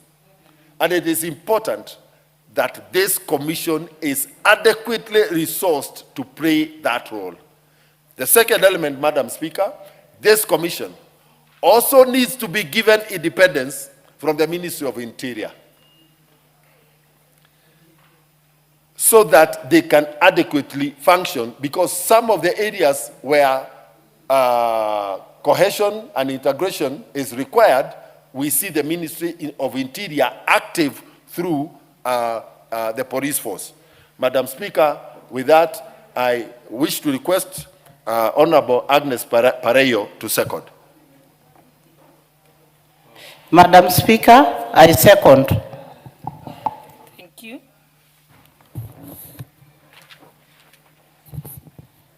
Honorable members, I now propose the question that, taking into consideration the findings of the Departmental Committee on National Cohesion and Equal Opportunity in its report on the approval hearing of the nominees for appointment as chairperson and members of the National Cohesion and Integration Commission, laid on the table of this House on Wednesday, 29th April 2026, and pursuant to the provisions of Article 252B of the Constitution and Sections 3 and 8 of the Public Appointments Parliamentary Approval Act, Cap 7F, this House approves the appointment of the following persons as chairperson and members of the National Cohesion and Integration Commission. 1, Dr. Kefa Nyamwea Omae, chairperson. Ms. Josephine Kirion Erage, member. Mr. Joseph K. Nguyo, member. Mr. Jackson Swadi Kedogo, member. Dr. Samuel Mwachiro Mawasi, member. Ms. Irene Chepoisho Tulel, member. Mr. Hassan Bilo Hamed, member, and 8, Ms. Jerusha Mwathime Michael, member.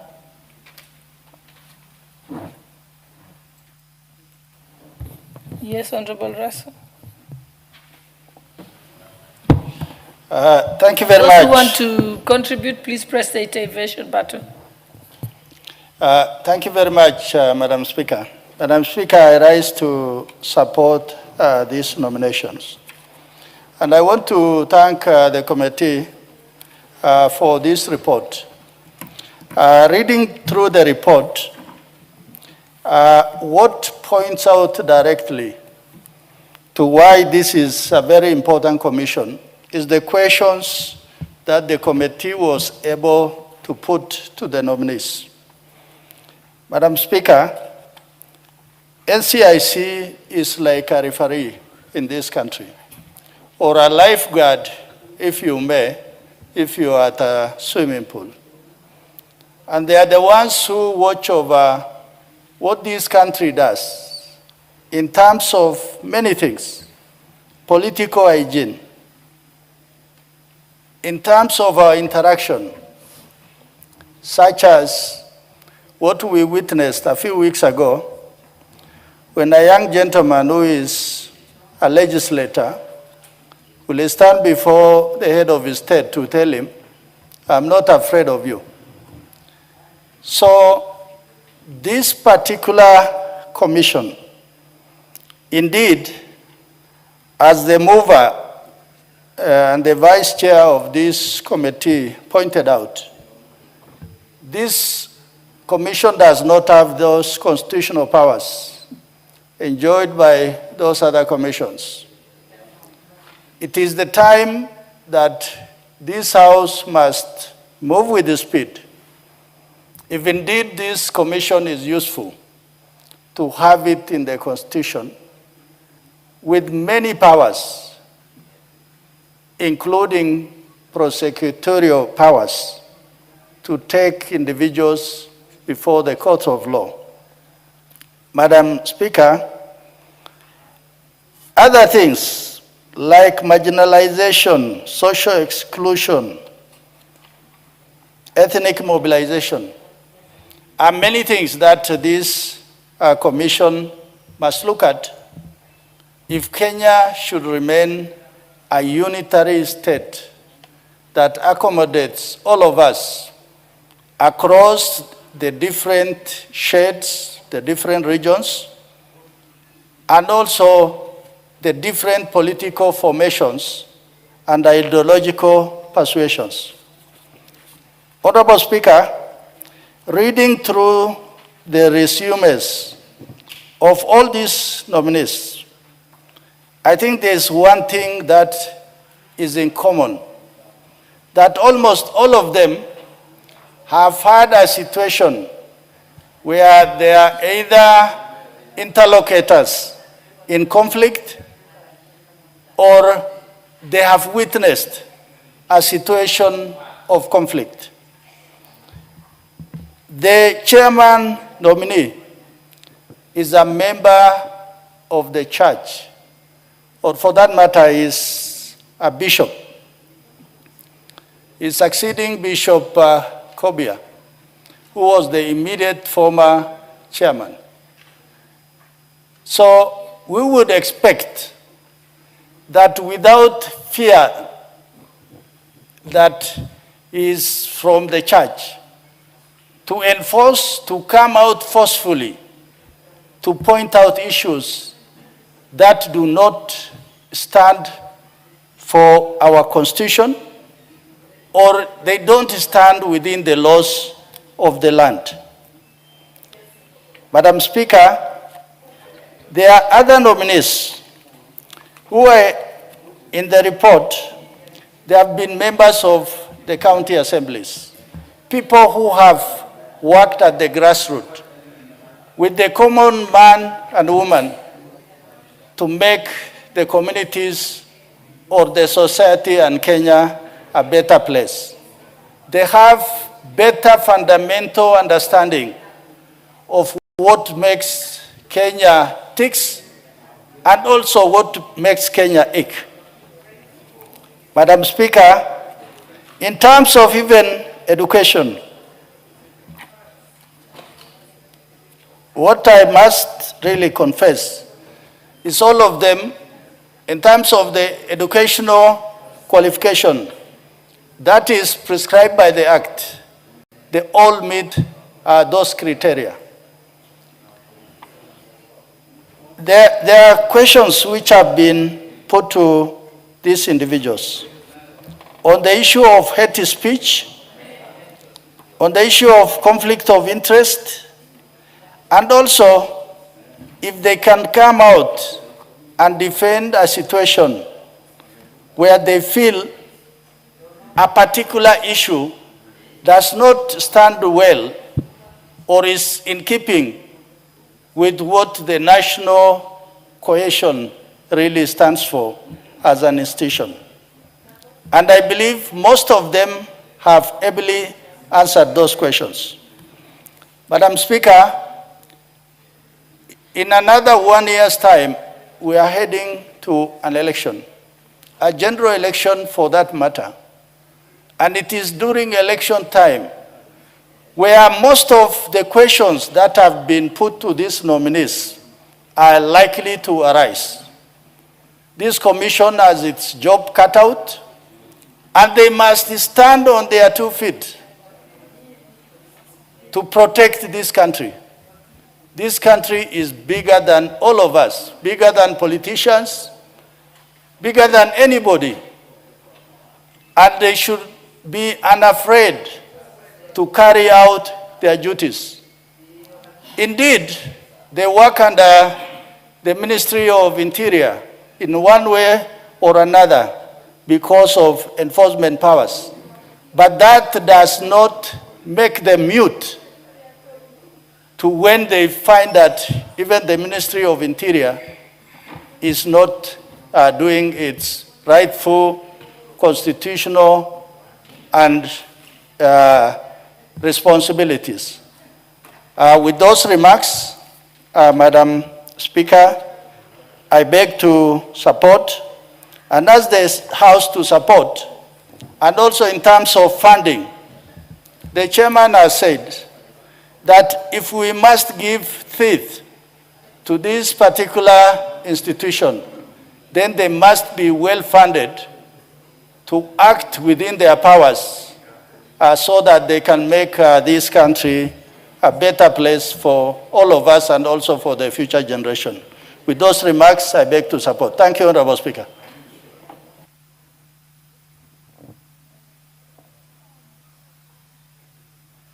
Thank you. The Honorable Mwangi Kiunjuri, member for Laikipia East. Thank you, Madam Speaker. I start support. And first, I've looked at this report. Well done. The committee seems to have taken their time to look at individually each and every nominee. And as you go through this report, there is no question about their suitability, that they are very experienced in whichever field that they are coming from. They have been able to meet all the requirements of the law, constitutional and statutory requirements. And Madam Speaker, if you look at the way this report has been written, it's clear that they were able to look at every member individually and looking at their experience, their background, where they are coming from. They are people who are already qualified. They have been able to interact with other Kenyans in one way or the other. They have worked across this country, and therefore they'll be working in a way of complementing each other. Looking at them, their credentials, professionalism, their training, they are coming from different background. And therefore, when they sit together as a team, they will be able to look at the national issues clearly, because also I've looked at their representation. They are coming from different regions, their ethnic diversity, and at the same time themselves, having come from those different regions, have worked in other regions across the country. I've seen almost all of them have been able to work differently. Even the one who have worked in lesser areas of the country is about 6 regions. And this tells you that they have been able to interact with communities across the country. Madam Speaker, what will be important for us now is that this committee is coming up when elections are very near. That in the next 14 months, they will have to really be looked at closely. Their credibility will be at stake because the atmosphere in the country is really boiling to very high temperatures. And therefore, what I would like to ask them is that they take their work seriously. They must ensure that they are fair in their judgment. Whatever they will be doing should be guided by the rule of law. They should serve this country as Kenyans, not from where they are coming from, where they can be influenced, who can influence. This should not be a case in this committee. Also, their independence from the ministry should be very important, because once you give them work to do, and then you want to monitor them, you want to supervise them, then they are not going to be impartial. And what we are asking is that one way of letting people work is giving them independence, and the independence will come on how facilitated they will be. And therefore, as Parliament, we have a responsibility also to ensure that this commission will be well resourced to be able to do their work independently. That support must come from us. That support must come from their mother ministry, so that they can be able to work without coercion. Lastly, Madam Speaker, on the rule, 2/3 rule, it's well represented, and I believe that once they come to pick their deputy, they should also adhere to the gender rule and ensure that at least we have a person of different gender to come and deputize this able chairman that we are about to come up with today. With those few remarks, Madam Speaker, I support. The Honorable Uku Kaunya, I think you're a member of the committee. Thank you very much, Madam Speaker, for giving me the opportunity to contribute to this motion. Madam Speaker, being a member of the committee, I want to agree with our chairman that the nominees who are presented were able to qualify in terms of the requirements of the law in general. Madam Speaker, I wish to highlight especially the diversity of these groups. The members of this committee are from various diverse ethnic communities. At the same time, in terms of the age and experience, they present a very good diverse mix that can be able to steer this commission to achieve the goals intended. Madam Speaker, I want to highlight two of the candidates, the nominees.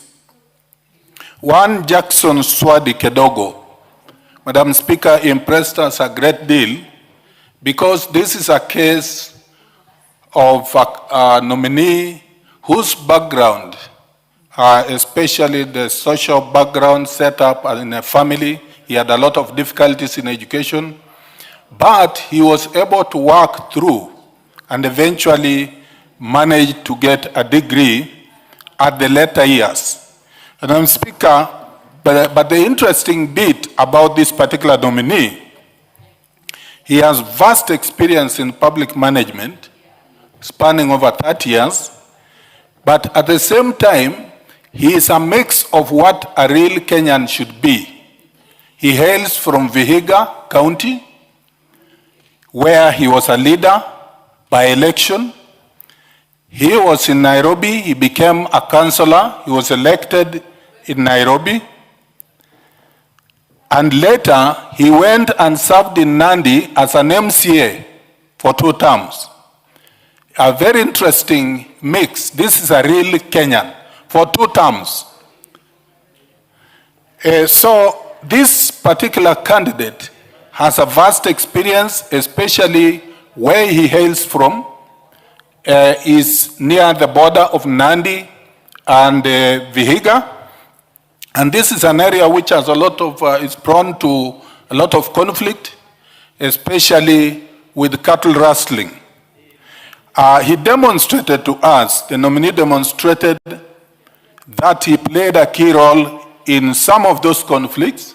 And so the vast experience he brings in is going to help this country and the Commission in addressing some of the intricate ethnic-based and community-based conflicts.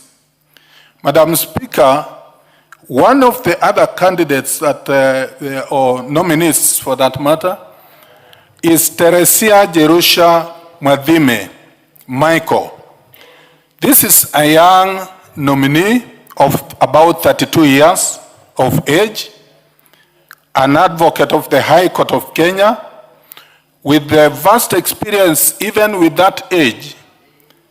The areas and the places she has served, including currently serving as a technical advisor in the Executive Office of the President and serving in the board of the National Lottery.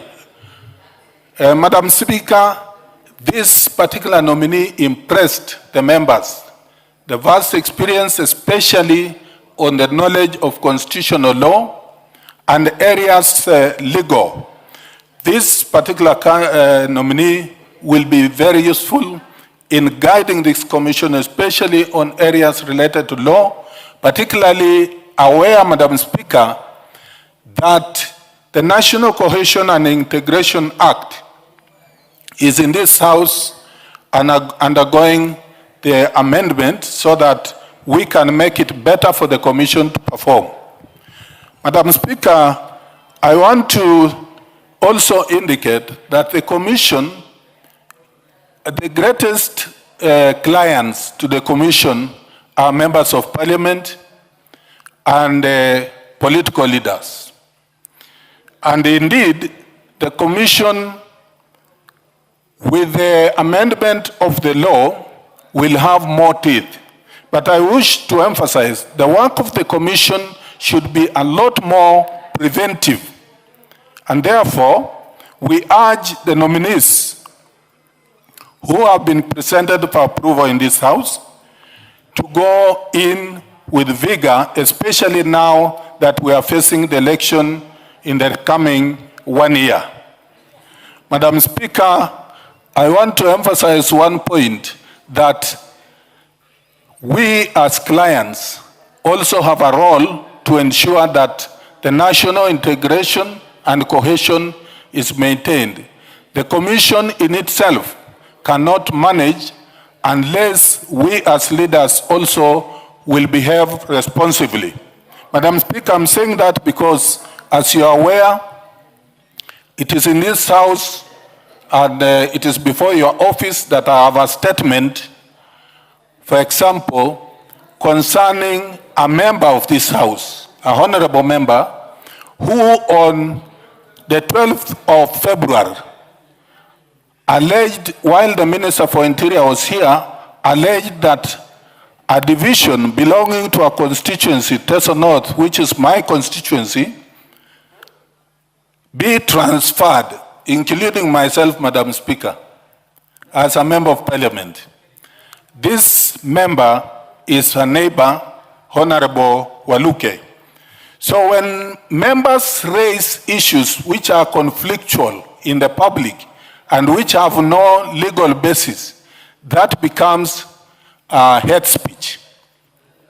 Or that is inciting the communities against each other who have been peaceful for a very long time. So, Madam Speaker, as clients, I urge the leaders let us measure our words even as we go to this political duel that is coming. And Madam Speaker, lastly, the issue of goonism has been a major topic lately. And goonism, we are the main creators of this goonism. But I urge that as leaders, and of course, I urge as leaders that we take politics responsibly and avoid the use of goons and gangs. I also urge the CS Interior to be upbeat and do his job. Because what happens sometimes, Madam Speaker, goonism and gangsterism comes in when there is a lapse in terms of the function of institutions, formal institutions. When the security sector fails to give cover to these leaders and to ensure the meetings are held in a peaceful and safe manner, then the leaders resort to having the young people. And I urge that the CS Interior steps up the management of security in this country so that as we go to the election, we have a peaceful election. Madam Speaker, I want to thank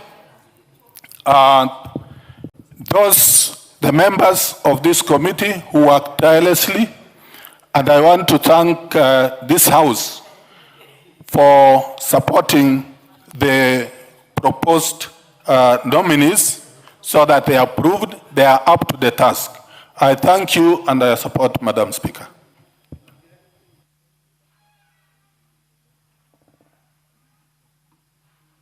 The Honorable Irene Mayaka. Thank you, Honorable Speaker, for giving me this opportunity to also support the report and the nominations of the members of the National Cohesion and Equal Opportunity Committee. Honorable Speaker, first of all, let me take this opportunity to actually thank the President for the very diverse list of nominees that we were actually received. Because, Honorable Speaker, as you can see, all the 8 nominees come from the different regions of this country. And that shows real and true diversity of our country. And therefore, we thank the President for that consideration. Secondly, Honorable Speaker, is to thank the Committee on National Cohesion for the good work that they did in terms of vetting these particular nominees. We watched live as the nominees really expressed themselves and showed us the different skills and knowledge that they do have. And thirdly, Honorable Speaker, is to congratulate the 8 nominees led by the chair who comes from Gusii region, Dr. Kefa Nyamweya Omae, who is a very, very competent individual, alongside all the other nominees that have been listed. Honorable Speaker, mine is just to urge the new nominees as they take over office with the exit of the previous commissioners, that they need to take into consideration and take their work very seriously. Because, Honorable Speaker, we are just about to get into an electioneering period, and some of the roles and responsibilities that they do have is in terms of issues relating to discrimination, conflict resolution, public awareness, and hate speech management. Honorable Speaker, as we all know, when we are approaching election and when it's an electioneering period, people tend to become very sensitive. People tend to have a lot of tension amongst them, and therefore we urge the Commission and we want them to ensure that they actually take responsibility to create not only awareness, but also to be very vigilant in their work. Honorable Speaker, this is a commission that is also mandated with looking and ensuring that there's actually equal opportunity within our country in terms of not only employment, but also in terms of cohesion. And just to take the example that they have been brought into office from different regions of this country, they should also ensure that part of their responsibility is to maintain and ensure that everything, all the opportunities that are available in this country of ours are actually divided equally among Kenyans from different regions. Because, Honorable Speaker, we do not want to be a country that only focuses on having one particular region benefiting from the different resources and opportunities in this country, but we want to be a country and we want to be leaders that actually encourage and ensure that opportunities are spread across different Kenyans. And Honorable Speaker, when you look at some of the qualifications for these particular individuals, it did not matter where they came from.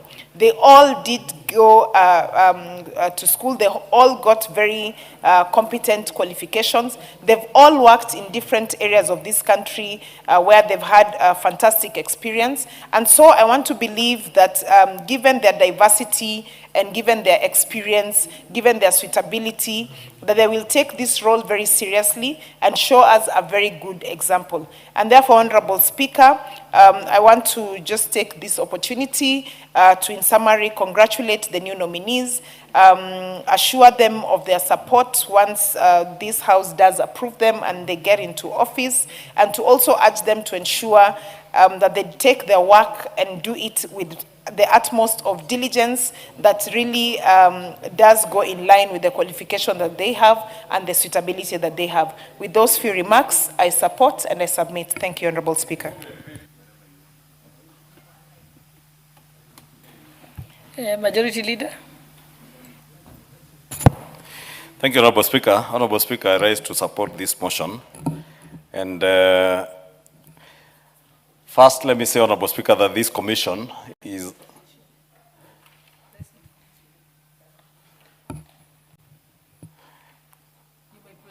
okay. Thank you, Honorable Speaker. I'm saying this commission, Honorable Speaker, is one of the very critical commissions in our country, especially at a time like this in the run-up to the general elections. And I say that, Honorable Speaker, because when we run the risk of losing this country every time we have general elections because of crises manufactured by political leaders, is because there will usually be a precursor to that, stemming from the things that are said by political leaders in public forums, on our vernacular stations, whether it is radio stations or our TV vernacular stations, things that we say that are outrightly geared towards incitement, and especially incitement based on our ethnic divisions. Honorable Speaker, the other truth is that the people of Kenya are a united people, and they have no business dividing themselves along our ethnic lines. But it is political leaders who divide them along political lines, Honorable Speaker. And this Commission for National Cohesion and Integration of our country is, or rather was envisaged to be the commission that would independently deal with matters that become a threat to our national cohesion. But the commission that was there, I'm sorry to say, was part of the problem. Because this is a commission that tolerated all manner of nonsense, from political leaders, from those in the media who will say anything that would say as careless statements that they air using the platforms they have, Honorable Speaker, geared towards inciting people along ethnic lines. Honorable Speaker, you have seen, even now, political leaders in the country say all manner of things that are not in any way promoting our integration as a nation or even promoting cohesion amongst our people. And this National Commission, our Commission on National Cohesion and Integration Commission, is a commission then that we charge with the responsibility of ensuring that all of us collectively and individually take responsibility for whatever we say, especially that which we say in public. And I don't say all of us just as political leaders, but even those who have a voice. And I say that when I listen to some of the things that are being said in many of our vernacular stations. Very insightful things. Inciting one community against other communities. And it is only this commission that can save this country, Honorable Speaker. Therefore, as we approve this good people, Honorable Speaker, and I went through the CVs of all these people, and they are very good CVs. good backgrounds, starting from the chair, Dr. Kefa, who I know, and is a distinguished leader who has distinguished himself in leadership in the church and outside of the church.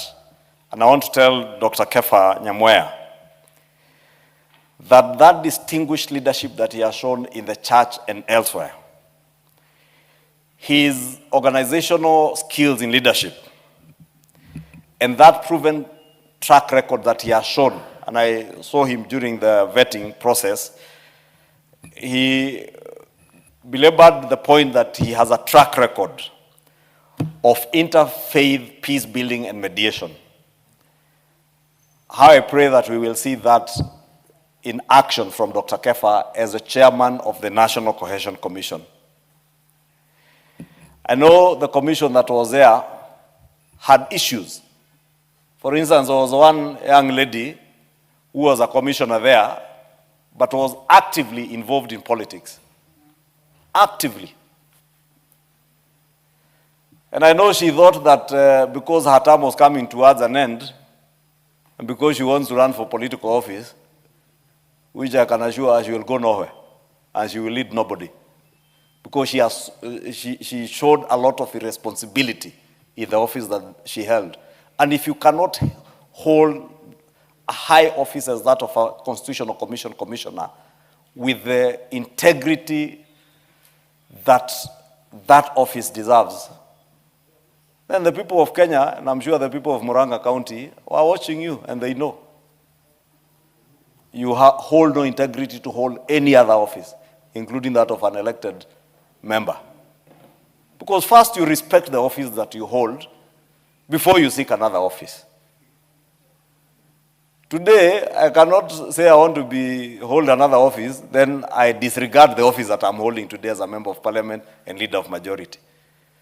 And I'm saying this because these commissioners who are being appointed into this commission must know that they must uphold the office of the commission with the respect and the dignity that beholds of that office of a constitutional commission.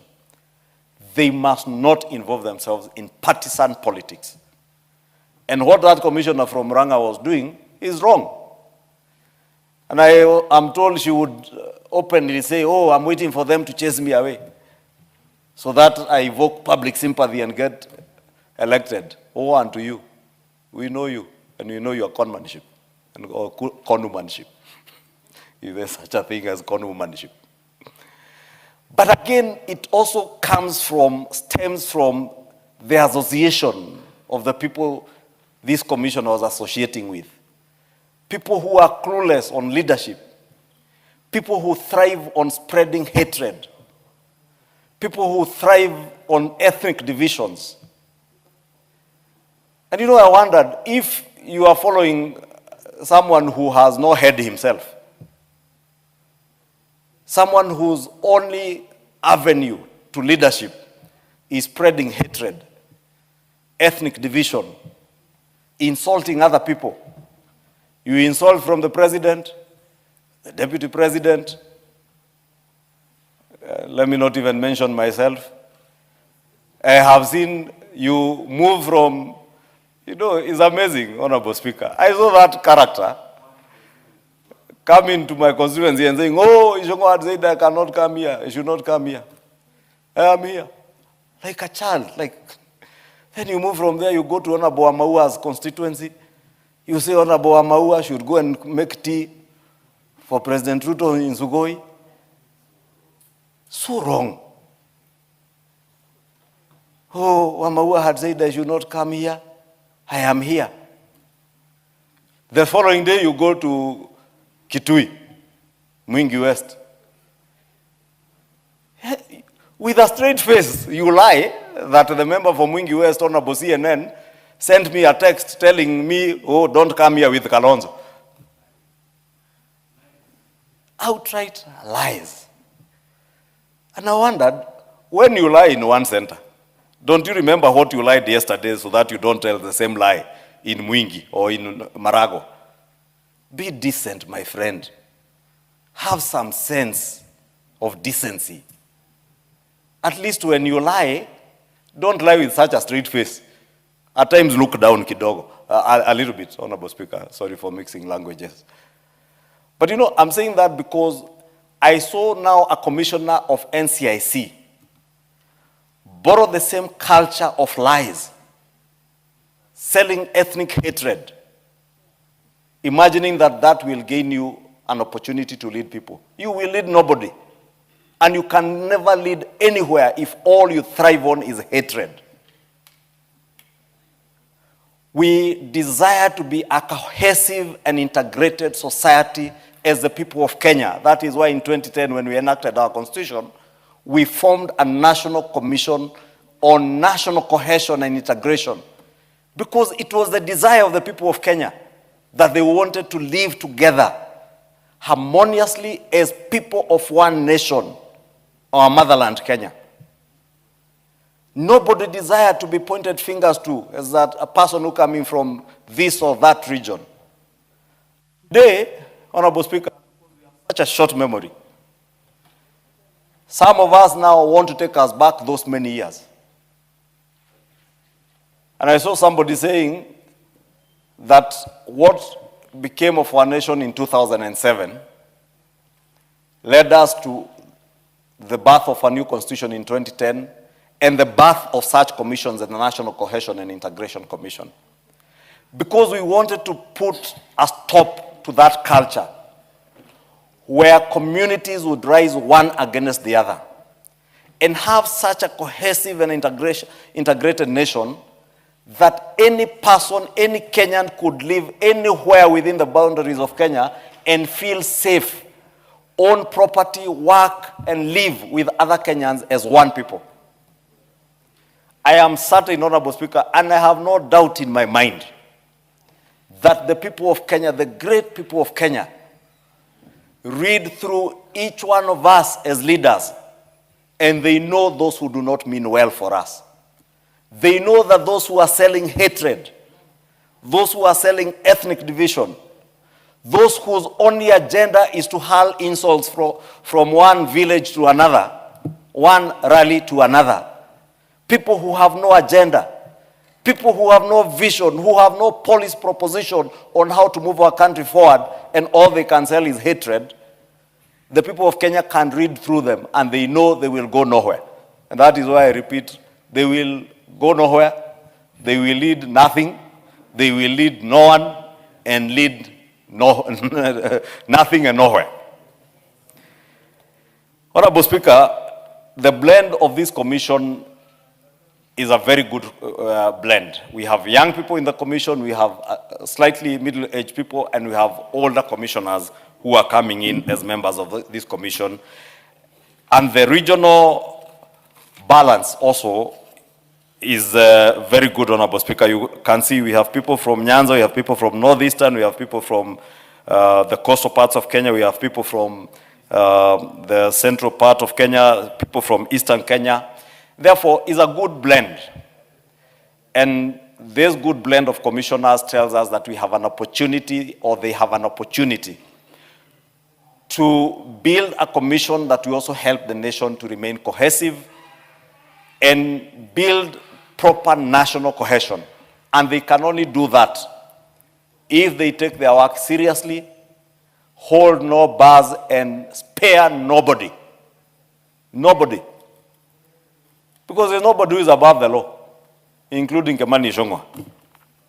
If I say anything that is bound to be a danger to our national cohesion and integration of our nation, action must be taken against me and any other person, Honorable Speaker, because we have only this one country, and if we lose it, we have no other, Honorable Speaker. Therefore, I want to support all these commissioners, Honorable Speaker. I have a lot of confidence, Honorable Speaker, in many of them. At least I know about 3 of them in person, people who have served elsewhere in public service and done exceptionally well. Those like Dr. Kefa, who has served very well within the religious or the faith sector and done very well in leadership in the faith sector. And I want to pray that as a chairperson of this commission, because he will be the face of this commission. He will be the spokesperson of this commission. He will steer this commission to be a commission, Honorable Speaker, when we were co-chairing the NADCO committee with my good friend Kalonzo Musyoka. And I say Kalonzo Musyoka, not Kalonzo, the one who wrote a letter here. His Excellency Kalonzo Musyoka, the former Vice President. There are many people who came to the NADCO committee and proposed that this be one of the constitutional commissions, that we should either merge with the Gender and Equality Commission and the Kenya Human Rights Commission. They should be merged into one commission. And these feelings emanated from what Kenyans were able to see as the output of this commission. And many people felt that it was not living up to what it ought or what it was envisaged under the 2010 Constitution to live up to. Therefore, it's a challenge to the new commissioners that they must live up to the expectations of our constitutional dispensation of 2010, that they will have teeth to bite.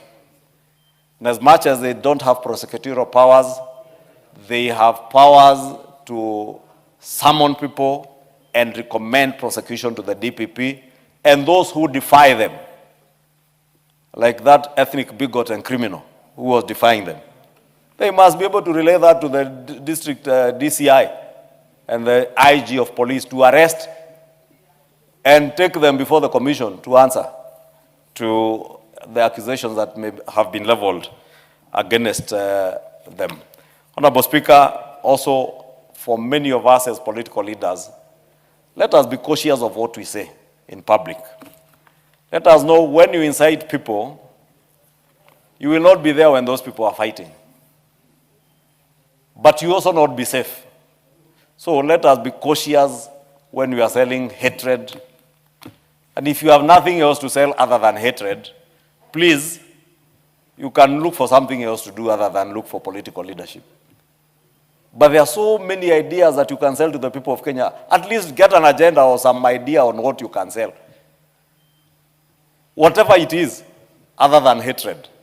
Because when I look at these people, Honorable Speaker, in conclusion, because I saw some group of some confused people calling themselves an alternative government. And I wondered, how can you be an alternative government when you have no idea on anything other than insults and selling ethnic hate and divisions? That the best you can do is move from one place to the other, saying, oh, CNN is like this. You move from CNN in Kitui, you go to Mombasa, oh, Governor Abdul Swamad is like this, is like that. Why do you focus on other men if you are a man? What is your problem? Why can't you get an agenda to sell to the people of Kenya? The people of Kenya will never vote for you on account or on the basis of how much hatred you sell or how many names you Christian people and insult them. The people of Kenya want to see leaders who can articulate issues that touch on the lives of the people of Kenya, not hatred. Therefore, let me tell those confused people who are calling them alternative nothing. You are nobody's alternative. You cannot be an alternative to anything. Not government, anything. Because even when they are calling themselves a disunited opposition, they were so disunited that now they have disintegrated. Now I hear one faction is calling itself alternative nothing. Another one is, I have seen another one now is moving around by herself. I hear the Jubilee team also is also working to move on their own. Anyway, in their disunity, let us be cohesive. Even those who think and support them, let us encourage cohesion. Like the member for Tetu, Honorable Wandeto.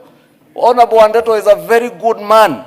He's a member of my church, the Presbyterian Church, at Motero in Karen. And we fellowship together. The same way we fellowship together as Presbyterians.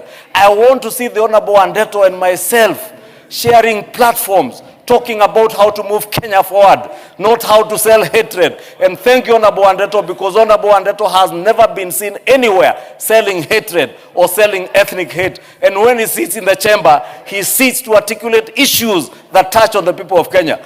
The former DO, when he was here as a member of parliament for Madeira, never ever articulated anything.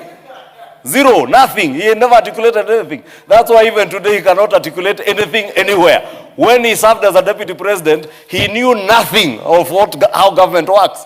I remember sitting with him, Honorable Speaker, in conclusion, when we formed government and we were going through the budget process and how difficult things were. We had a country that was about to default on debt. And he sat there and held his chin and said, oh my, I never knew this is what we were getting into government. I thought we would come and enjoy. Probably that is why he thought enjoying is stealing from government. But thank God and thank the people of Kenya that that character is out of government today. Honorable Speaker, I support this commission. And I support Honorable Wandeto in moving Kenya forward. Honorable Wandeto. Then I'll come to you, Honorable Julius Meli. Thank you very much, Madam Speaker. I tried to catch your eye on a point of order, but maybe I wasn't able to, because I felt the majority leader had really moved away from the motion on the table, which was supporting or rejecting the appointment of the commissioners, and had gone to a completely different topic, which he was addressing, because I don't know, Mr. Speaker, what cohesion had to do with 3/4 of the speech that the majority leader gave. But, Madam Speaker, let me just rise to also support this report, and also to mention that I'm happy that Dr. Kefa Omae is the chair of this committee. He's a person also very well known to me. I've listened to very many of his sermons, and he's a very seasoned leader in both the religious and political circles. But, Madam Speaker, the NCIC is a very important commission. It is a creation of the Constitution, and there can be no other time that it can be more important than now, when we are only 15 months away from the general election and the political temperatures are starting to heat up. But I would like to remind NCIC that for a long time, it has focused on a very narrow mandate. It has only focused on the mandate of hate speech, which is very important, I agree. But there is a much wider mandate that we see being abused. I mean, a much wider mandate that we can focus on. And there are things that we see being abused in this country every day. One of the mandates is to ensure, is to ensure fair access to opportunities. And this is something that we have not seen NCIC talking a lot about. The other one is focusing on marginalized communities in this country. And that is another area that we have not seen NCIC focus quite a lot about. In this country, for example, access to public opportunities has been a very debatable issue, where some communities in this country feel they are unfairly underrepresented, and I have not seen NIC raise a voice on this. And so I would like to ask the incoming chair that other than focusing every day on hate speech, which is important, and I'll talk about it, that NCIC now focuses on these the wider mandates, and to ensure that it can be able to also make every Kenyan feel like we are one nation and that everybody has a stake and is well represented in this country. But dealing with hate speech, Madam Speaker, the other thing, NIC has been accused of being impartial on its enforcement. In this country, depending on which side of the political divide you come from, there are things you say and you can get away with. There are things you say and you'll have a fleet of Subarus arriving at your house either late in the night or very early in the morning. And this is the impartiality that has time and again been seen in NCIC. I have even heard none other than even the head of state sometimes using what I would consider very unpalatable language. I have not seen NCIC call him to order. But every time, someone else who is considered maybe from the other part of the political divide says something, they are always out there, to condemn. So impartiality has been one thing. The other thing has been enforceability. NCIC, has just become nothing more than a toothless dog. And Madam Speaker, we all ask ourselves, when will I see NCIC move from issuing warnings to actually deterring impunity? Because the impunity that we see in this country, time and again, they need to do a little bit more. And since we are coming to an election year, we must remember the lessons from 2007. We must remember the lessons from countries such as Rwanda, where an otherwise very simple thing started as just vernacular radio jokes, people disparaging one community, disparaging another, and ended up being a catastrophe. So NCIC must start early. But what I'm emphasizing, because I can see the majority leader applauding me, I'm emphasizing impartiality. Even the majority leader has time and again been on this floor, sometimes also saying things that actually could be considered hate speech. There's a person he keeps describing, he has never named who it is. I think he says he has a black hat, he's a black man, I don't know, he is this, he is that. And I think those are also items of hate speech. So maybe as Kefa Omai comes, he should consider writing a letter that hate speech also may be being propagated in this very house, and that this house cannot be seen to be propagating hate speech in any way. Majority Leader, what's your point of order? Honorable Speaker, I don't know why Honorable Wandeto is inviting me to interrupt him. But is Honorable Wandeto in order to assert, because he's actually asserting, that I have used this floor to enhance hate speech. Because I have never done that. And Honorable Speaker, it is also casting aspersions on you as a speaker. Because if I said anything that constitutes hate speech, any member is at liberty to interject and invite you to rule me out of order.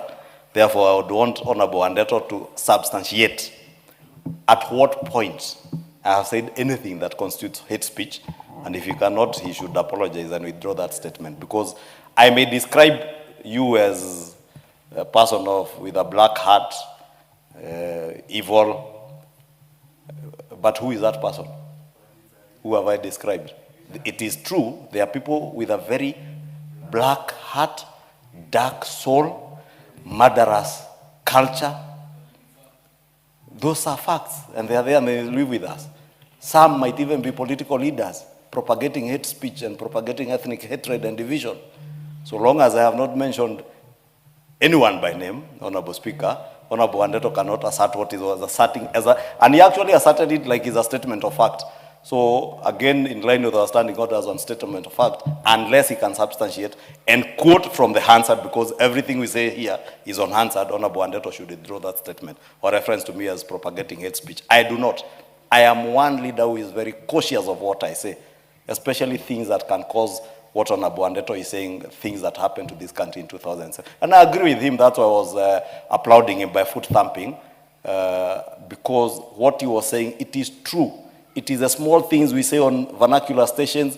It is the small things political leaders will say in vernacular, imagining others are not listening, but they're inciting people against others.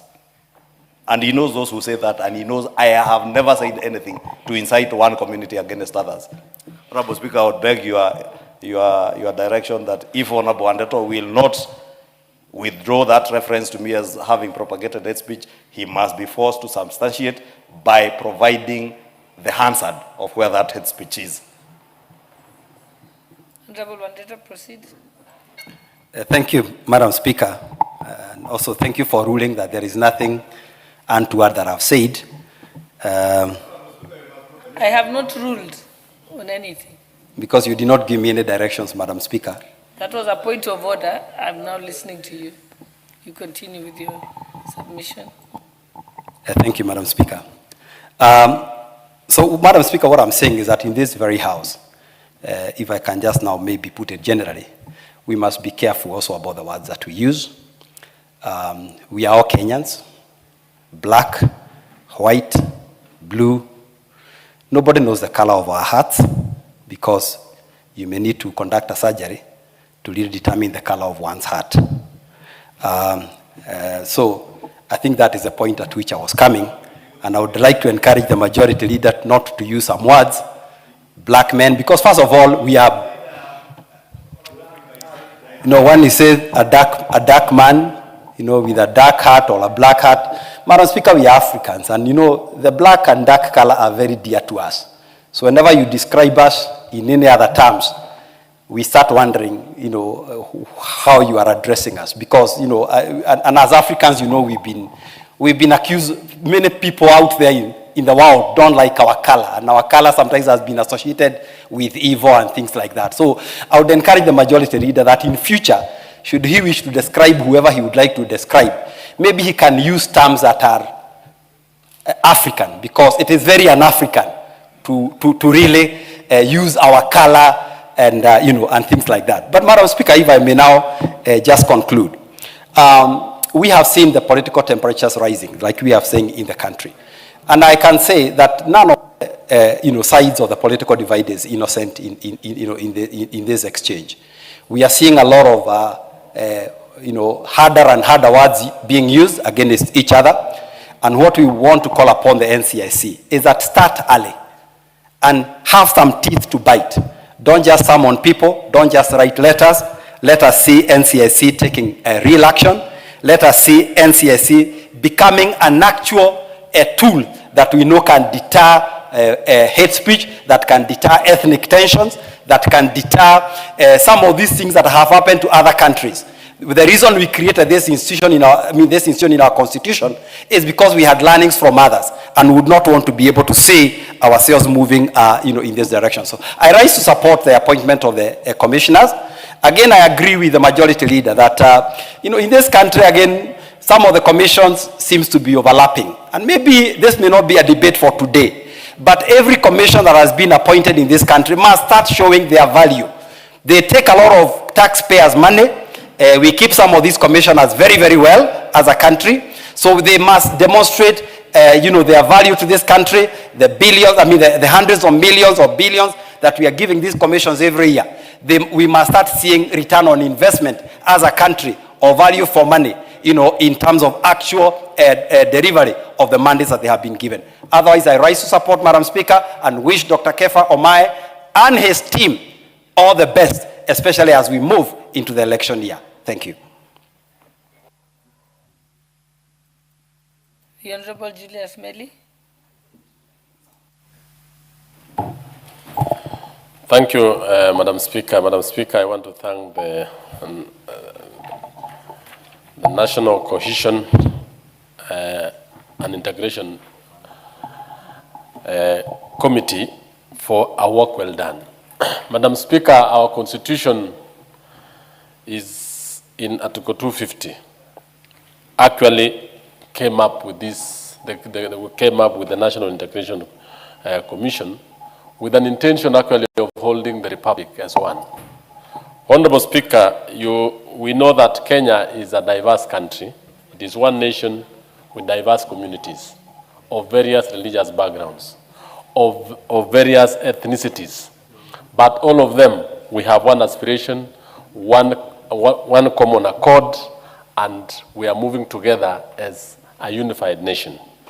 Honorable Speaker, the committee did a very commendable job, more importantly, on the procedures of approvals of nominees as per the various sections of our Constitution. Madam Speaker, the members who have been appointed here, and I want to really stress more importantly on the issue of why we need as a republic to be one, and why this commission is very important. Madam Speaker, this country, every other time, like any house or like any other family, is bound to have conflicts.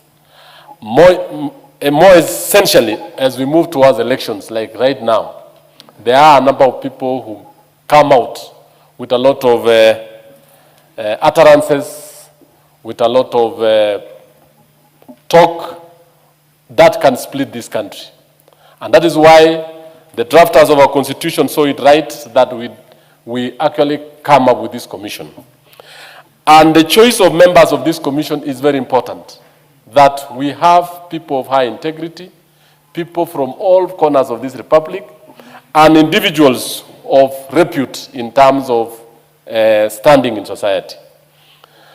Madam Speaker, when you look at the Republic, it has undergone a lot of upheavals. 2002, 2008, 2007 and 8, and even in every other time after elections, we have a cycle of violence, which is as a result of utterances, which is as a result of incitement, which at times individuals who are involved are supposed to be brought to book and they're supposed to be answerable for their actions. What the National Integration Commission does is actually to hold our society one.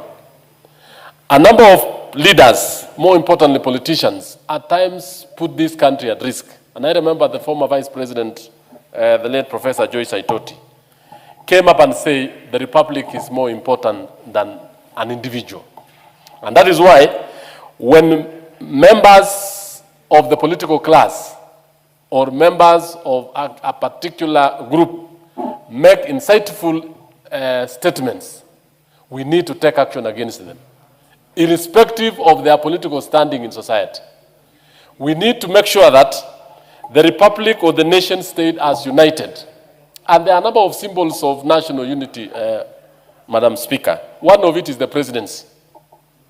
One of it is this house, where members of this house are elected from all parts of the Republic by Kenyans to represent them. And any utterances that brings down or actually do not support or give respect to the institutions of government that holds this country together, that is what the National Cohesion and Integration Commission needs to do. And it has been seen, Bishop Kobia, the retired, actually took a number of steps every other time when there was an issue that has arisen to threaten the peace and stability of this country. The members who are here, Honorable Speaker, if you look at Kefa Nyamoya Omae, is a renowned church minister. He's a renowned person who has a lot of qualities in terms of leadership. And the position that he has been given is a position of responsibility. It is a time that such a person is given this position, and it is also important that as we move on, members of both the political divide and, more importantly, people who are actually out to incite Kenyans against one another as we move towards elections are supposed to be brought to book. If you look at, for example, Mr. Jackson Swadi Kedogo. Jackson Swadi Kedogo was a member of the county assembly or the member of the defunct Nairobi City Council. He was also an MCA in Nandi County where I come from. I know him personally. I know him as a leader who is a grassroots mobilizer. He is a person who comes from the border between Nandi and Vihiga. And that is the region which is prone to clashes, it is prone to conflicts. And he himself has participated in bringing cohesion amongst the two communities that reside in that border. Noting that he is originally from Vihiga, but because he was a likable man, he was able to be elected as a member of the county assembly for Kabwareng and served in the Nandi County Assembly for 2 terms because of his reputation, because of leadership skills, and more importantly, because he was a man of the people. He will bring his skills to this commission and make sure that this country and even areas that are prone to conflict are actually going, his skills and understandings will be of much importance to this country. Madam Speaker, the National Integration Commission is very important because it is not only political conflicts that we face. We have also the issues that arise out of land clashes, border disputes, and so many others. As much as it requires the intervention of the provincial administration and internal security, some of these things emanate from clanism, emanate from differences, especially those issues that I've seen in Kilgoris, areas that are people that fight over grazing rights, and even water in some other areas. it cannot only be solved through the intervention of the police and the military, but at times it needs the wisdom of the commission to bring societies together. Madam Speaker, if you look at what this country needs as we move forward, there are so many issues that the commission has on its in tray. And that is why this House needs to make sure that we pass this particular, we approve what be able to have them in office on time, and so that they can be able to run. Lastly, Madam Speaker, I also want to wade into areas where politicians, like the former Deputy President, did. Every other time, he is very disrespectful to the head of state, he is very disrespectful to offices, and more importantly, even to the office that he held at one time as a Deputy President. It is not the office of one individual, it is the office of the Republic of Kenya. The fact that he besmirches or he disrespects our current Deputy President every other time, even in intonation and talk, is a demonstration that that is a candidate to appear before the National Cohesion and Integration Commission, so that he is actually grilled to know that whatever he says and whatever he does actually can affect and cause conflict in this country. So, Madam Speaker, I want to thank the committee for the work well done and for choosing the shade or the people from across the country. All of them from the former 8 provinces. Every other region of this country has been represented in this commission. And in fact, if they will bring the cultural differences, the knowledge, the know-how, so that we integrate as one country, one Kenya, and move forward. I thank you and I support this bill, this motion. Thank you, Madam Speaker. Thank you. The Honorable Charles Ngusia. Thank you, Madam Speaker, for this opportunity. Mine is just to support, because I have just perused through these committee reports, and I can declare officially what they have done actually meet constitutional and statutory requirements based on the appointments of the state officers, Madam Speaker. Madam Speaker, I would like to start by congratulating the good work of the committee, which was led by my friend here, Duncan Mathenke. You've done a fantastic job when it comes to these issues of vetting this important committee. And I have looked and would like to start by thanking His Excellency the President. Actually, I have looked, the committee remits to that gender role. It has also met the issues of representation of regional and ethnic diversity, and also the leadership integrity. I'll go straight by singling out one of the commissioner, the member, Jerusa Mwathime. This is a lady who has got immense experience despite being young. I remember I've met her, I know her, and I know the value she is going to contribute to this commission based on integrity, based on issues of professional training and academic credentials, because she's a distinguished lawyer and currently working the president as an advisor. Madam Speaker, I would like to remind this committee, one of the key issues actually they have never executed, it is issues of equality of opportunities and resource distribution.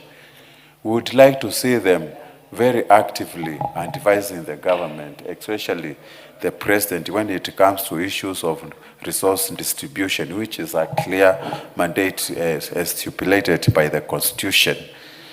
I will go by saying that most of these members and even the chairman, they meet academic credentials very well, and his professional experience has really impressed me, and that is why I'm supporting this, Madam Speaker. Their backgrounds, we've really gone through the report, and none actually has ever entered a conflicting issue or appeared in any court of law.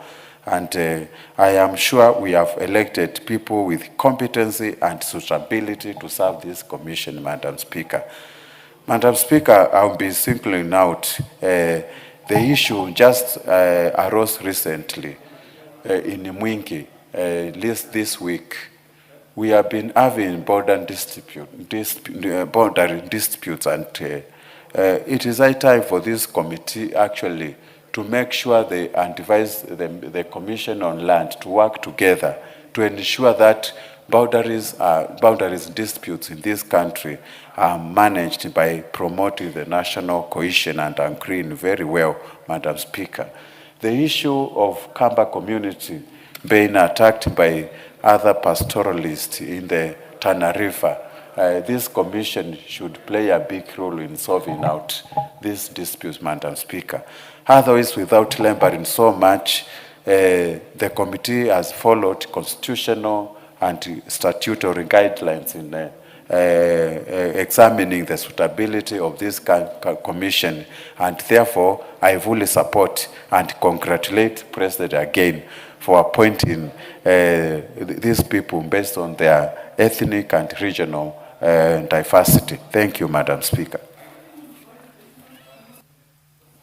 Okay, the Honorable Lochakapong, member for Sigor. Yeah, thank you, Honorable Speaker. Honorable Speaker, I rise to support the committee's report on the approval of the chair and members of the National Cohesion and Integration Commission. Now, Honorable Speaker, from the report, the committee has observed that the chair and members have met the necessary requirements for the appointment into the position of commissioners of this commission. Now, Honorable Speaker, when you look at the names presented and the report as given, these members represent the diversity of Kenya, and which is actually very good. However, I want to say that just want to mention one, that from the report presented by the chair here, that one Irene Tulel from the North Rift showed or had best in-depth knowledge of peace, conflict resolution and management, and has a lot of experience in that area. So I think that is something that she will be able to bring to that committee. But when you look generally at the composition of the chair and members, each of them has something unique that is bringing to the commission. So this is a very good blend. Again, Honorable Chair, from the statistics given, 79 Kenyans showed interest to be chairs of this commission, 640 wanted to be members, and out of those now, 8 Kenyans were picked to head this commission. And therefore, there's a lot of expectation. They should know that Kenyans will expect a lot from them in performing their mandate. There have been issues that have been raised in relation to this committee, to this commission, especially those who are leaving, that they have always been complaining that they don't have power to handle their mandate effectively. And from the committee, that there is an amendment in this house that is proposing to give them more power or more teeth so that they will able to deliver and perform their mandate to the expectation of Kenyans. Otherwise, Honorable Speaker, with that, I want to support, and just like everybody else has supported, and wish them well as they take up their role as commissioners of NCIC. Thank you very much. The Honorable Member for Wajir North. Thank you, Madam Speaker. National Cohesion and Integration Act is a product of the 2008 Act, a statutory instrument. I think with time it is important that it is amended to make it amenable to the 2010 Constitution, if there is the need. Madam Speaker, I want to first congratulate that for the first time Wajir County has the first commissioner of this commission. Inasmuch as the commissioners reflect the face of this country. They come from all the regions. And from the commissioner of Wajir, if I may pair him with the one from Isiolo, we come from a very fragile area, always under clashes, conflict arising from pastures, where peace is tenuous. I think having such kind of two commissioners, at least from northern Kenya, will be able to deal, they should be having the capacity, or the commission should be able to deal with conflicts emanating from pasture, lack of water, boundary issues, though it's not within their mandate, but in liaison with the commission that is mandated to do so. Further, Madam Speaker, this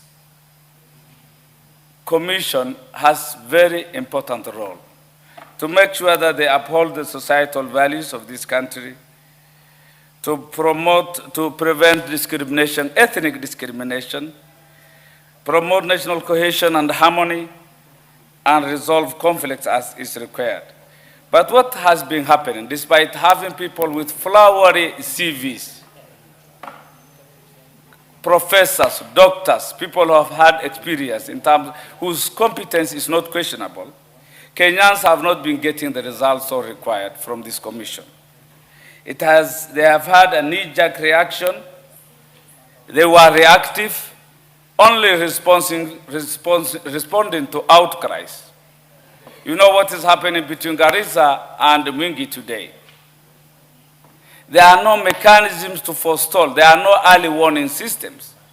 AI is a very important instrument to use at times.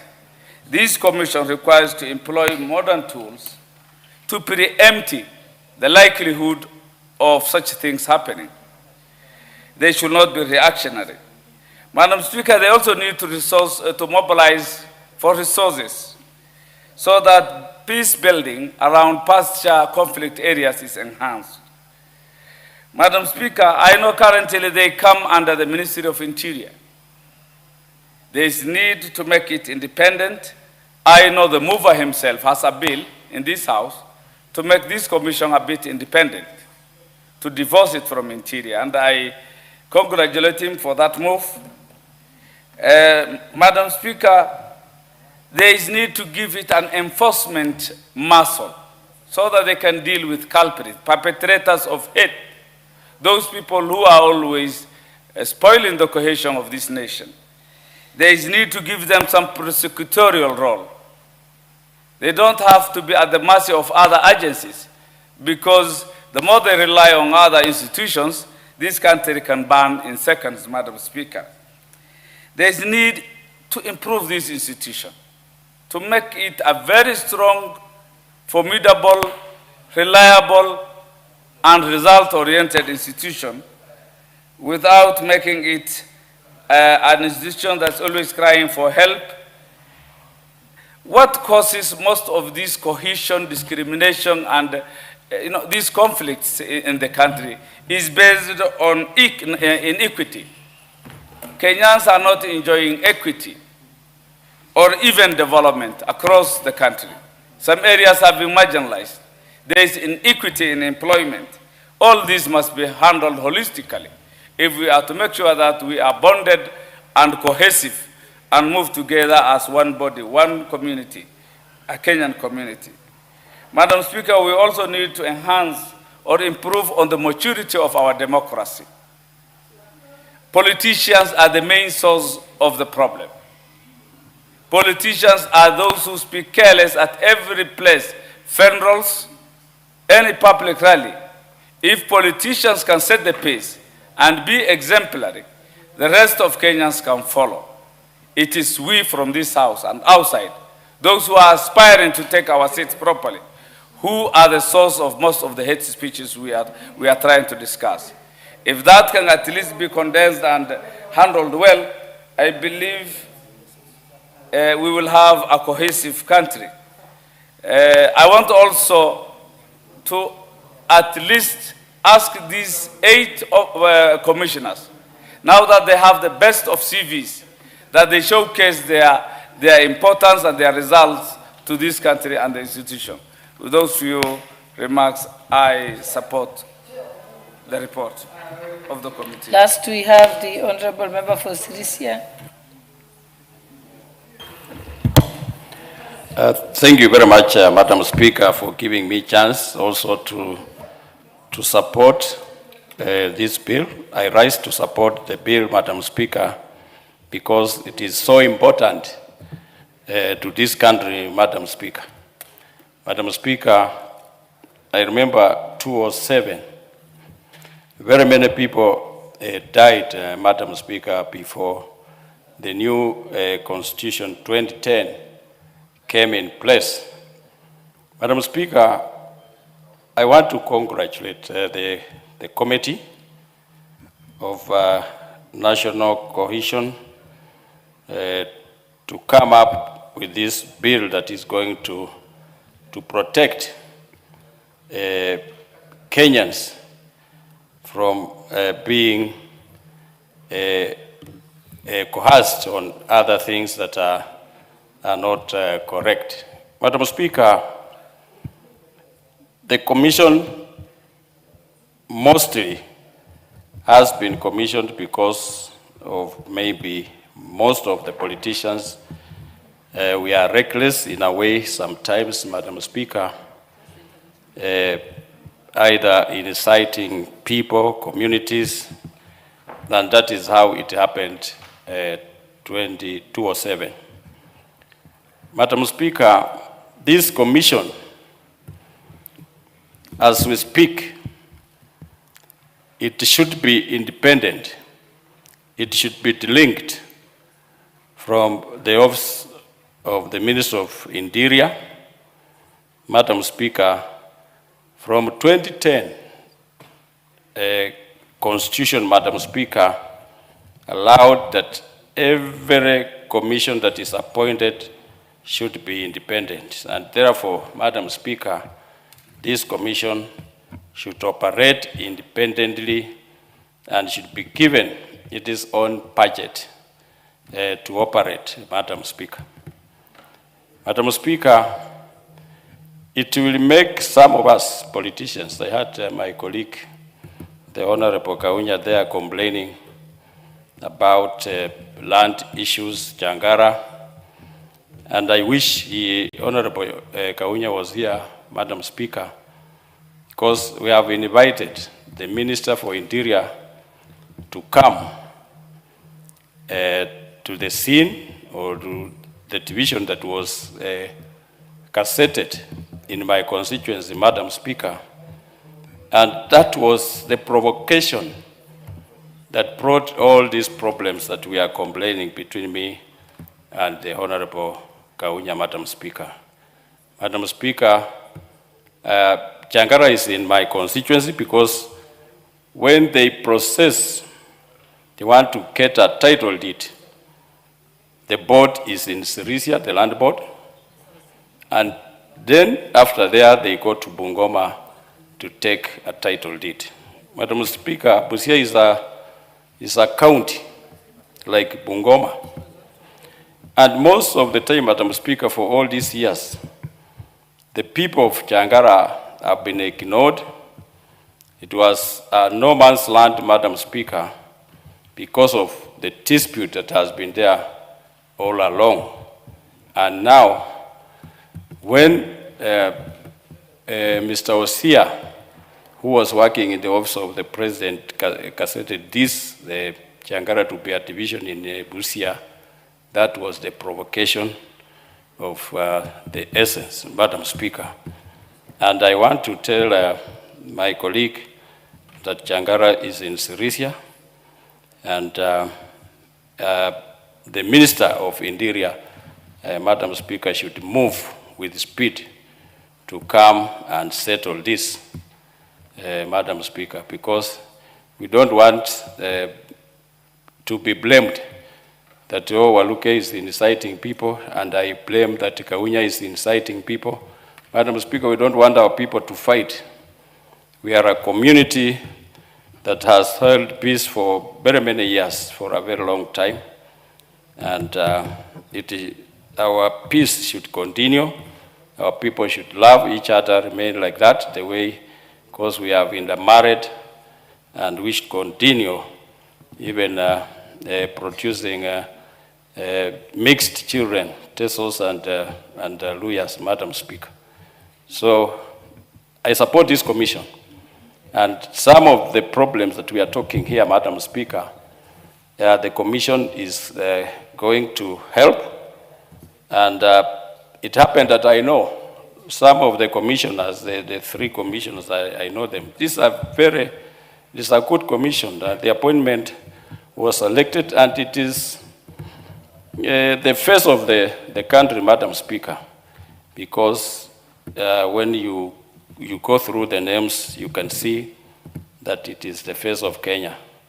So, Madam Speaker, I want to support this commission, and I want also to say that the minister should come to Changara as quick as tomorrow to settle the problem that is affecting the two of us, or the two constituencies, that is Changara and Sirisia.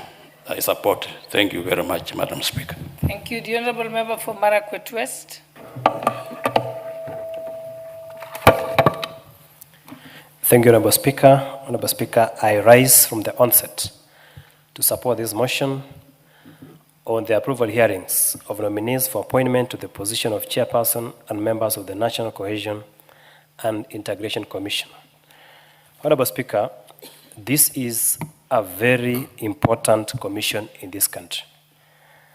And that is why, Honourable Speaker, we have an entire legislation, the National Cohesion and Integration Act of 2008, which was amended in 2012, to provide for issues to do with cohesion and integration in our country. Honourable Speaker, someone said here that we have, at some point, focused on the issue of hate speech as a mandate of this commission. Honourable Speaker, this commission has broad mandate to do with ethnic discrimination, harassment on the basis of ethnicity, discrimination in employment, discrimination in access to distribution of public resources, and therefore, Honourable Speaker, this committee has a wide mandate, and therefore they must be able to execute the mandate as provided for under the NCIC Act. Honourable Speaker, we have qualified individuals that have applied for this position, that the committee has vetted. And Honourable Speaker, the issue is not qualification. The issue is, are they willing to ensure that the enforcement of what is provided for in the law is actually enhanced or actualized. So, Honourable Speaker, this committee must be able to ensure that we have a cohesive nation. Honourable Speaker, we have our countries, our neighboring countries, Somalia. Somalia has literally collapsed as a country. They have tried for the last 40 years to dissociate that nation, but they have a lot of challenges as a country. Honourable Speaker, Rwanda, out of some ethnic hatred, that country, and we thank Rwanda because it has picked up, but that country almost actually collapsed until the current president came in and the current administration, and the country has stabilized. So, Honourable Speaker, what I want to call upon this commission, as they assume office, let it be apolitical. Let them not be involved in political activities. Let them act without any fear or victimization or intimidation by anybody, be it at the highest level or be it at any level of government, so that we have a body that can be able to adjudicate matters objectively, a body that can be able to determine matters without any political leaning. Honourable Speaker, many people, we've seen people in this country, in political rallies, in public meetings, make certain utterances that would actually divide this country apart, that would actually bring a lot of, escalate political tensions in the country. Honourable Speaker, therefore, they must know that they have been established pursuant to a legislation to protect individuals, to protect communities, to protect the sovereignty of our country, and to protect the future of the country as we know it, Honorable Speaker. So, Honorable Speaker, even as we approve this particular committee, and I support 100% for the approval of the nominees, but they must be apolitical and ensure that they perform their functions as provided for by the Constitution and the establishing legislation. Honorable Speaker, finally, I agree with those who have submitted 100% in this House that they must be given autonomy. They must have what you call decisional independence. Honorable Speaker, they are currently housed actually under the Ministry of Interior. The reading of the Constitution, the spirit, the letter, and the intent of our Constitution provides that, or envisages that constitutional commissions must be independent. So, Honorable Speaker, this commission, for it to have teeth, so that it doesn't become a toothless bulldog, let it be given financial independence, let them act independent, let that commission be independent. This House must allocate funds specifically to that commission and not through the Ministry of Interior, so that they can act independently and without any element of discrimination either way. So, Honorable Speaker, I support the letter, the spirit, and the intent of this particular motion. And, Honorable Speaker, let us approve this commission and let them act and comply with the Constitution and all other enabling legislations. Thank you, Honorable Speaker. The Honorable Catherine Omayo, member for Busia. Thank you, Madam Speaker. I also want to support this commission must start working. In fact, I want them to start with Busia County. Recently, we witnessed something that caused our people to wonder if we belong to Bungoma County or belong to Busia County. Since when I was born, Changara Division has always belonged to Busia County.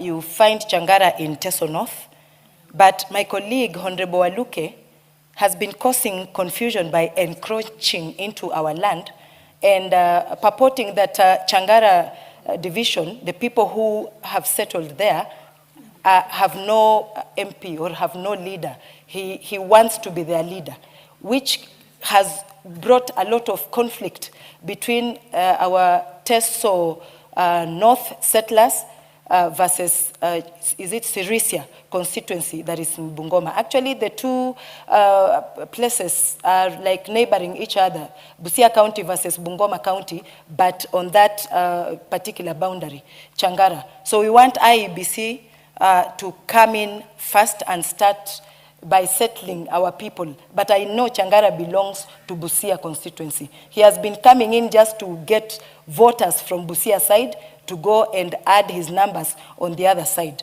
So we do not want to fight. We want harmony, we want peace. We love each other, we have intermarried. We have Bukusus versus Tesos who have married each other. You can't even tell who is who. But the boundaries must be clear when it comes to that. Thank you, Madam Speaker.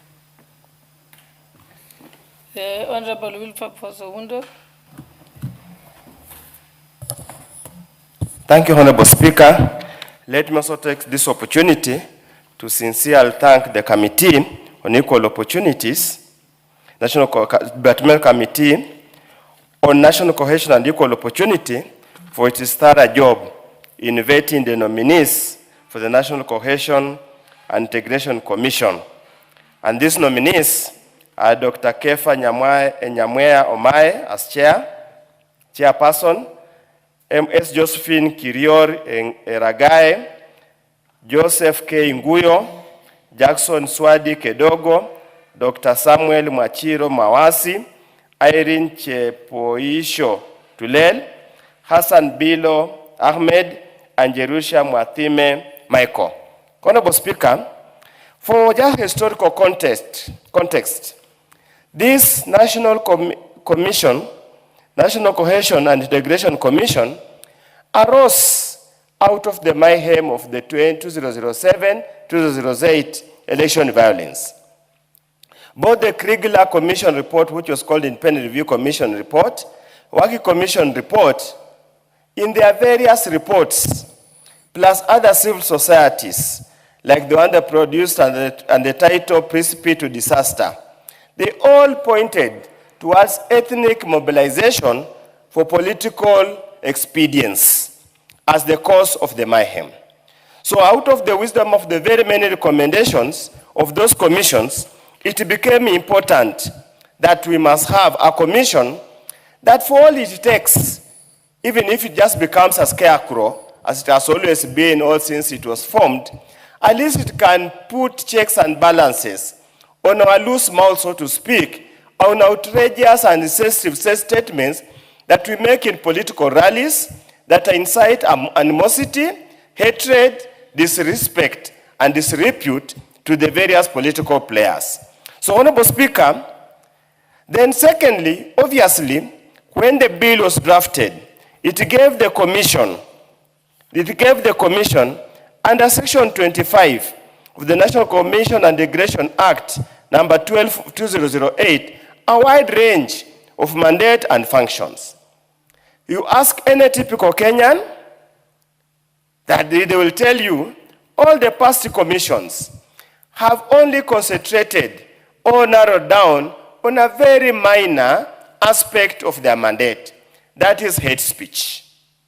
Many politicians of various cadre, various scale, various persuasion have at one time or another received letters from the commission to what I can say merely scaring them, because up to date, and I could be wrong, probably need to search, I do not know any person, any politician who has been tried, convicted, jailed or fined, or barred from holding public office as a result of any transgression committed under the provisions of this act.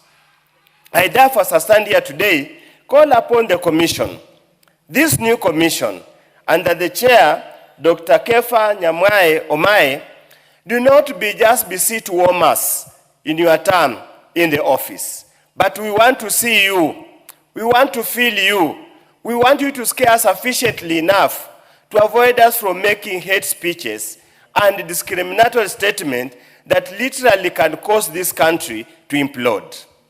As we have always said, we have no other country. The only country we have is Kenya.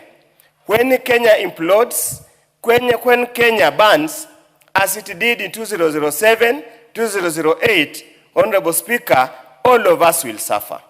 What many of us saw in 2007 and 2008 is something that we never wish to live again.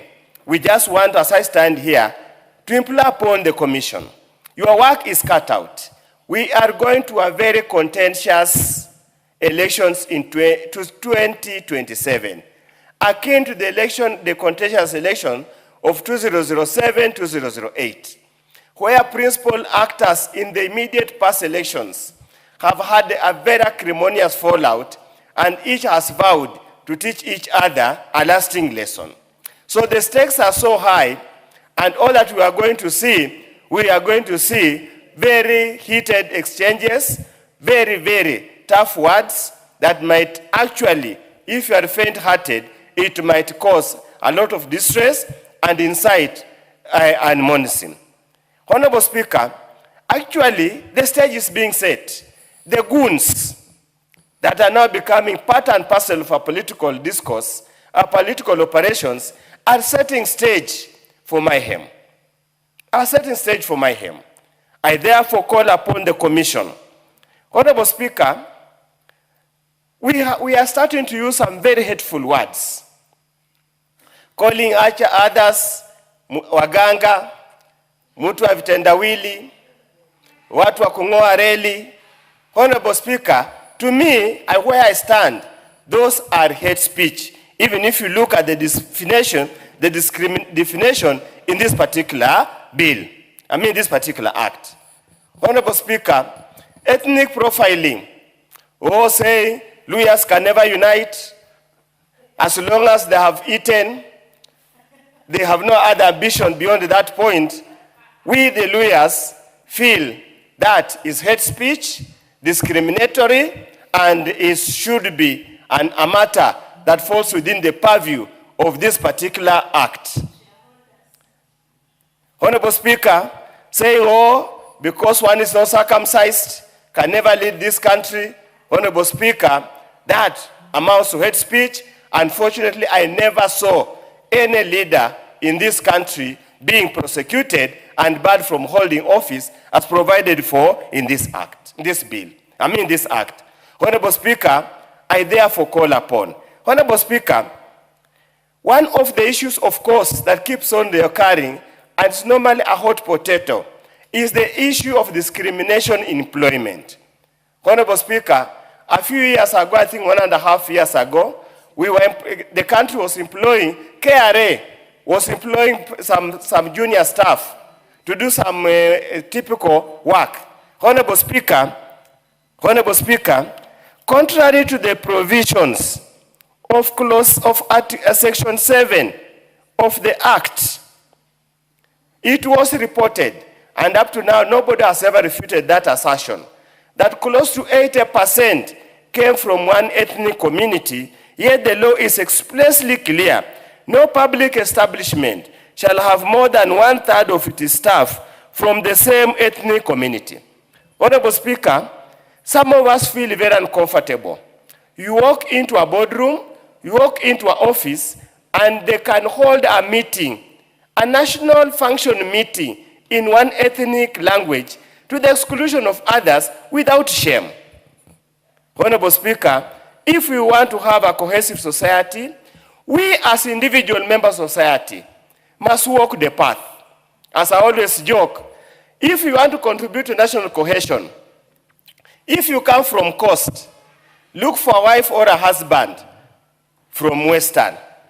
If you come from Nyanza, look for a wife, a yellow from Kiambu, and that they have excelled very well. So that in that manner, our children will not know whether there is a Luya, is a Pokot, is a Turkana, they will feel being Kenyan.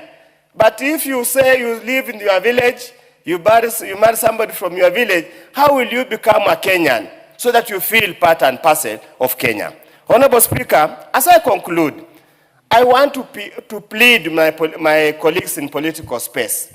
There are some statements that we are starting to make, whether in the privilege of the floor of this house or outside when we are given a microphone, be it in a funeral, be it whatever it is, that are a binga for chaos. Please, let's check our words. This thing we are talking about zoning. Honorable Speaker, if you read the Kriegler report plus the Waki report, they are very clear. These trumpets of zoning were the same part and parcel that brought this mayhem in 2007, 2008. Let us avoid this talk of zoning. If you are a capable politician, you must be able to face your adversaries head on. This issue of zoning is a defeatist. You are already admitting you have failed. You are unable to galvanize your stronghold to vote for your candidates. With those very few remarks, Honorable Speaker, I support the appointment and wish them well. Okay, the last person, Honorable Shako.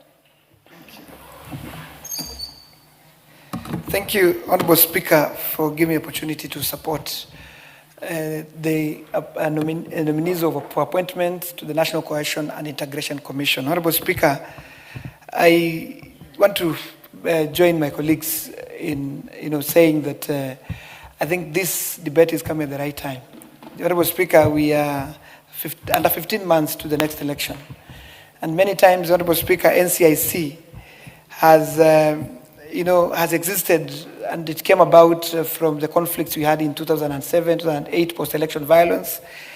So when Kenyans gave ourselves this commission, we knew for sure we wanted a commission that will not only be, taking stock on what is not going right when it comes to our ethnic diversity and hate speech and all that, but we wanted to have a watchman, a commission that will, understand and bring out things even before they happen, Honorable Speaker. Honorable Speaker, I'm reminded by one gentleman, Martin Luther King, in the US one time said, we either choose to live together as brothers or we perish together as fools. Honorable Speaker, we have over 40 different ethnic groups in this country. Each ethnic group, Honorable Speaker, has its strength. And in their strength, we build a country, we build a nation. The nation Kenya, Honorable Speaker, cannot be as strong if one ethnic community is left behind, Honorable Speaker. And therefore, Honorable Speaker, every time we talk about our ethnic diversity, we should not always think of the negative side of the ethnicity. We should also try to really push through the positive side of ethnicity, Honorable Speaker. But having said that, Honorable Speaker, NCIC is an important commission in this country. But we know, for the last many years it's been in existence, Honorable Speaker, it has not performed its duties well, Honorable Speaker. Honorable Speaker, one of the key mandates of this commission, Honorable Speaker, is to promote inclusion and bring in equity when it comes to appointments, when it comes to hiring, Honorable Speaker. Honorable Speaker, we know CIC has been publishing documents. And I want to say here, Honorable Speaker, it's not their work to just publish documents and they gather dust in their shelves. No one takes them serious, Honorable Speaker. Today, we are passing these nominees, Honorable Speaker. I want to say they must wake up and do their work. They must implement their reports, Honorable Speaker. Recently, Honorable Speaker, we saw, when KRA was hiring, NCIC came up and said, 2 communities took over 70–80% of the jobs. And, the rest of the country remained with less than 20%. But giving us that report, Honorable Speaker, does not help anyone. If they don't enforce and they don't call the leadership, the management of those parastatals to order, it doesn't help us, Honorable Speaker. We know NCIC has given us very good reports saying some universities in this country, Honorable Speaker, employ almost 90% of the people around where the university is, and yet these are parastatals, Honorable Speaker. If they do good reports with no implementation, with no, with nothing after that, then, Honorable Speaker, we are using public resources to fund an NCIC, but it will not get us anywhere, Honorable Speaker. Honorable Speaker, Gen Z of this country have demonstrated that we can run this country without thinking of where we come from, our tribes, Honorable Speaker. When Gen Zs were demonstrating in 2024, Honorable Speaker, and they're calling us to order as Parliament, as the National Executive, they transcended the boundaries of ethnicity, Honorable Speaker.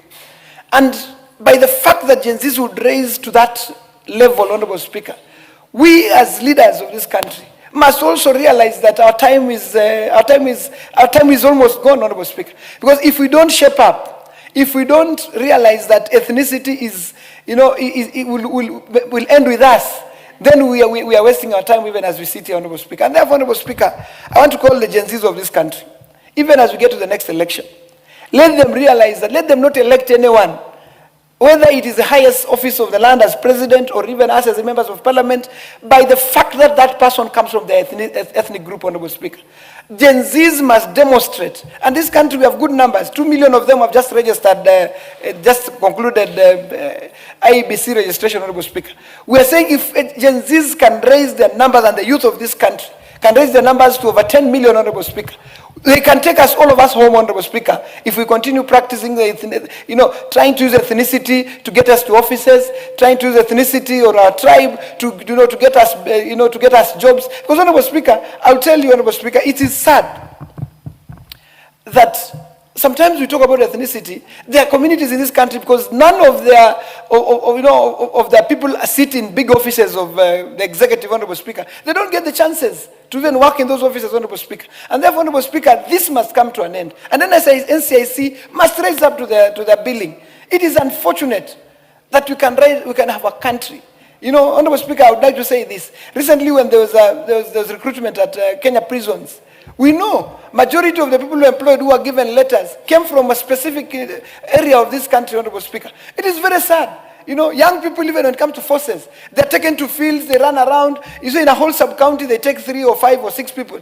But it is one sub-county, Honorable Speaker, that will employ almost 100 people in one sub-county, Honorable Speaker. Just because one of their kins, one of their tribesmen sits in a certain office in the executive, Honorable Speaker. And therefore, Honorable Speaker, as CIC gets to do this, they must know that the money that they use to run activities is public money. is money that is appropriated by this parliament, and therefore the taxpayers' money. They must work. They must be beyond reproach.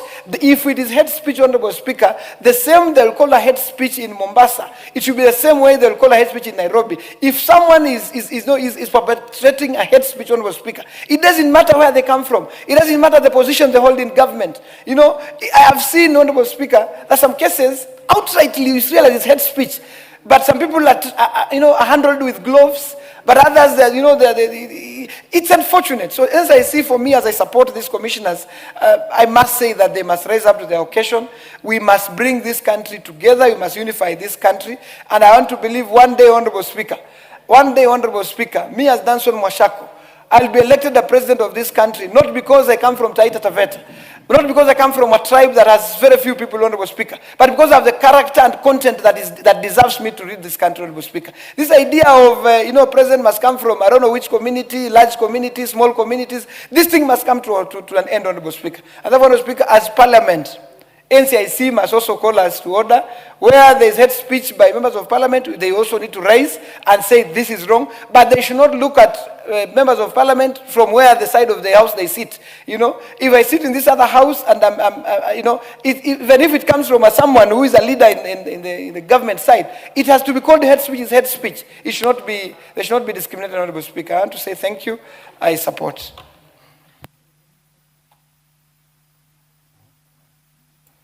Thank you, honorable members. We'll close that debate now. I think we'll put the question at a later date. So now let's go to the next order. Oh, sorry, the mover hasn't replied. Yes. Thank you, Honorable Speaker. Honorable Speaker, I want to thank my colleagues for overwhelmingly speaking in support of the report of the committee, and therefore, in essence, supporting the appointment of the chairperson and the commissioners of the National Cohesion and Integration Commission. Honorable Speaker, a few things have stood out. Number one is that the face of the country, the face of Kenya, has been represented across the board in the nominations. And therefore, no region of this country can feel that their interests are not taken care of. Secondly, we have brought on board diverse experiences, diverse skills, and very relevant experience and competencies into the mix that is comprising this commission. All the nominees, without exception, Honorable Speaker, have followed the debate and the contributions on this House as we sought to have their nominations cleared. They have heard loud and clear that without exception, every member of parliament who has contributed has said they cannot afford to fail Kenyans. Every member of parliament who has spoken has said that their job is cut out for them. Every member of parliament who has spoken has said that the expectations are very high. Honorable Speaker, the issues that confronted this country during the post-election violence in 2007-2008 have been revisited by several speakers. The nominees must know that every Kenyan is looking upon them to ensure that our country does not head in that direction. Unfortunately, Honorable Speaker, the drums of war have already started being beaten. The words of incitement, of balkanization, this zone against that zone. This zone is our zone. These blocks of numbers of voters are in my hands. I am the one who is going to deliver. Kingpins and kingmakers. That language is not good for our country as we head to the next elections. And therefore, this commission, with the overwhelming support of this House, must realize that they come into office with a lot of goodwill from this House. They must not disabuse that goodwill. They must assume office with confidence, but also realize that their competencies give them the necessary tools to diffuse the tensions that are building up in this country. They must redefine and prohibit the use of abusive language. They must diffuse the use of certain terms in certain tribal dialects or native languages that are inciting people to hate certain leaders on account of this and that action. This country is bigger than any of us, to rephrase the words of the late Honorable Professor George Saitoti. And I hope that this commission, once sworn in, will ensure that those words, those proverbial words, really become alive and they are practiced by every responsible Kenyan. And the irresponsible ones must be removed. They must be removed, Honorable Speaker, from our midst, irrespective of the positions they occupy now or the positions they occupied in the past. Honorable Speaker, the time for this commission to issue summons and people decide that they can either appear or not appear on account of the positions they occupy now or they occupied in the past must come to an end. Last one, Honorable Speaker, is my appeal to this House that the NCIC Act 2008 was born out of the recommendations of the Kliegler Commission and our experiences 2007-2008. Since then, we have enacted the new constitution. The bill before this House is supposed to align the functions of this commission to the new constitution. It is also supposed to strengthen the capacities of this commission based on the lessons learned. And I therefore want to make a very, very passionate appeal that we kindly prioritize and fast track the enactment of the NCIC Act 2026 so that this new team comes into office with all the tools necessary to shepherd this country into the direction that we desire. Honorable Speaker, I reply.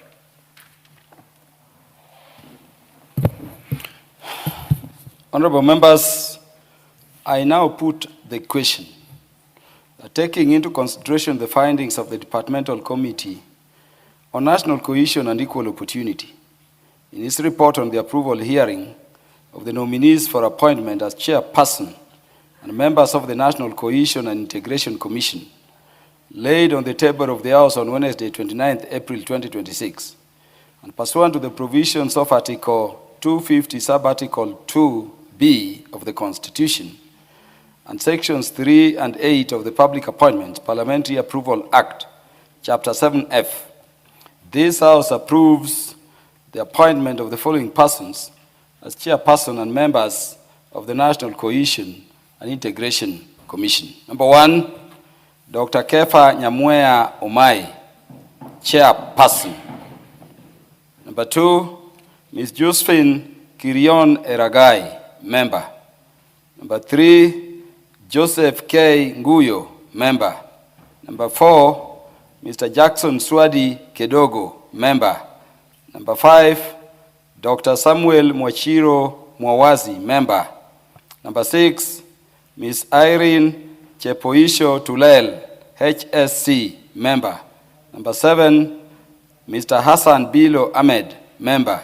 And number 8, Ms. Jerusa Muadhime Michael, member. Will as many as are of that opinion say aye? Aye. Will as many as are of the contrary opinion say nay? The ayes have it. Next order.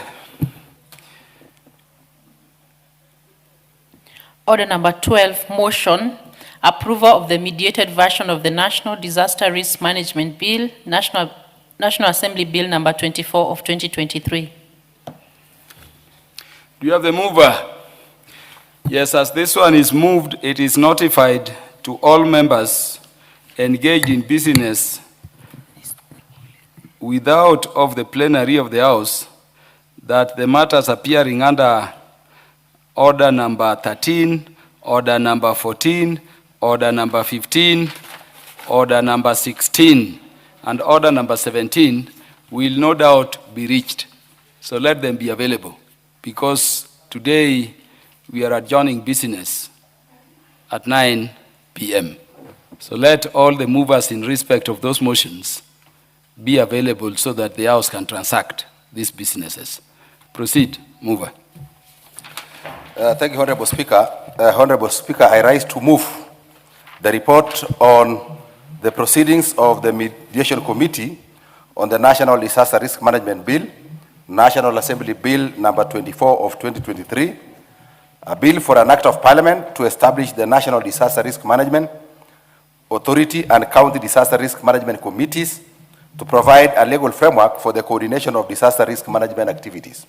Now, Honorable Speaker, the Mediation Committee on the National Disaster Risk Management Bill, National Assembly Bill number 24 of 2023, commenced its sittings on Tuesday, 31st March 2026.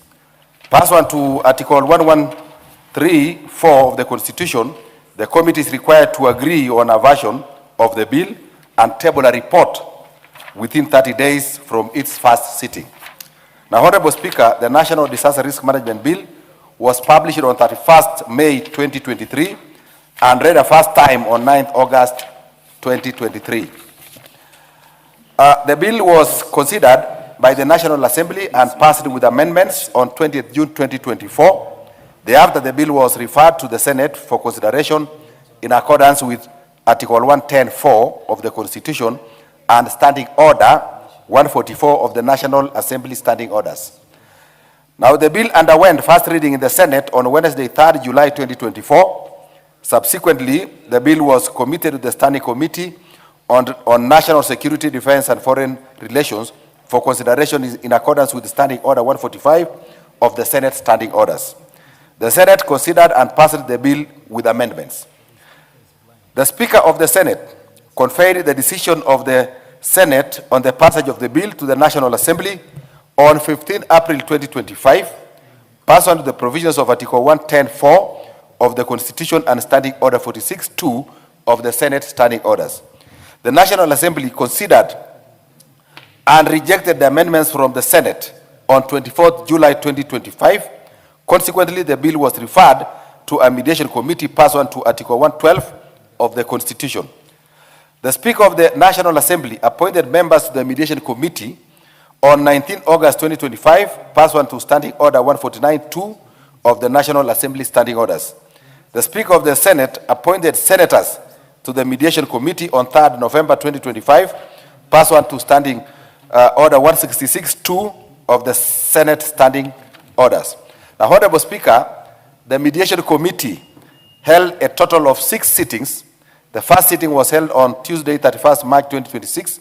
The mediation committee held its last sittings on Saturday, 25th April 2026. The mediation committee considered and agreed on a version of the National Disaster Risk Management Bill, National Assembly Bill number 24 of 2023, in accordance with Article 113(2) of the Constitution. Now, Honorable Speaker, the mediation committee observations. Now, Honorable Speaker, the mediation committee considered the bill and observed as follows: that the committee adopted the proposed amendments to clause 2, 3, 4, 9, 10, 28, and 32 of the bill. Clause 6, the committee observation, this amendment proposed to delete the provision providing for the establishment of offices by the authority, and instead recommended that the authority collaborates with county governments. Now, the committee resolution was, the mediation committee resolved not to adopt the proposed amendment.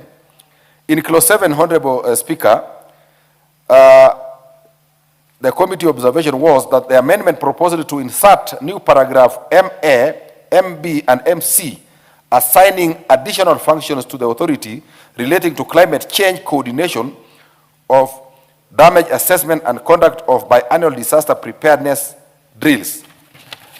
The committee resolution was that the committee resolved to adopt the amendments with the modification that national disaster drills shall be conducted annually under paragraph MC. So the committee agreed with the following wording of the provision which was modified. That MC now is carry out annual national drill exercises as part of disaster management preparedness. Clause 27, Honorable Speaker, the committee observation was that the amendment sought to provide that development and maintenance of an electronic database on disasters be done in consultation with county governments. The resolution of the committee, Honorable Speaker, was that the committee resolved to adopt their amendments with the modification that development of the electronic database be done in consultation with county governments, and the maintenance of that database be done by the authority. The committee agreed with the following wording of the provisions which was modified. For clause 27, that the clause 27 of the bill be amended in the introductory phrase by deleting the words and maintain, and maintain appearing immediately after the words shall develop, and substitute therefore with the words and in consultation with county governments. Now, be introducing a new subclause 1A immediately after subclause 1 as follows. The authority shall be responsible for the maintenance of the database developed under subsection 1. Now, Honorable Speaker, clause 29, the committee observation is that the amendment sought to require that the cabinet secretary consult the council of county governors before making regulations on the classification of disasters. The resolution of the mediation committee was the committee resolved not to adopt the proposed amendment on the ground that it is adequately covered under clause 52 of the bill. Clause 52, Honorable Speaker, the committee observed that the amendment proposed to delete and rename the heading of part 7 of the bill from provisions on delegated powers to miscellaneous provisions. Now, the resolution of the mediation committee was the committee resolved not to adopt the proposed amendment. New clauses 41A, 41B, 41C, and 41D. The mediation committee made the following observation, that the amendment sought to introduce new clause 41A, 41B, 41C, and 41D to provide for the establishment of a disaster risk management fund, define its sources of funding and objectives, and consolidate all existing disaster risk management funds into a single fund. The mediation committee, Honorable Chair, made the following resolution, that the committee resolved not to adopt the proposal to insert new clause 41B, 41C, and 41D. The committee further resolved to adopt the proposal for new clause 41A with modification to the extent that there was need to provide powers to establish a disaster risk management fund in accordance with section 24(4) of the Public Finance Management Act, Cap 412A. The committee agreed with the following wording of the provisions which was modified. 41A therefore will read, the cabinet secretary responsible for finance may establish a disaster risk management fund in accordance with section 24(4) of the Public Finance Management Act. New clause 41E, Honorable Speaker, the committee observed that the amendment sought to provide the Cabinet Secretary for Finance may exempt through regulation any materials, articles, goods, or equipment intended for disaster management activities from import duty, value-added tax, demurrage, charges, port charges, and any other applicable taxes. Now, the committee resolution was, the committee resolved to adopt the amendment. New clause 52A, the committee observed that the amendment sought to amend the Public Finance Management Act, Cap 412A, by defining the terms emergency and disaster to make it mandatory for county governments to establish county emergency funds and to set out the conditions under which counties may access and exceed their emergency fund allocations.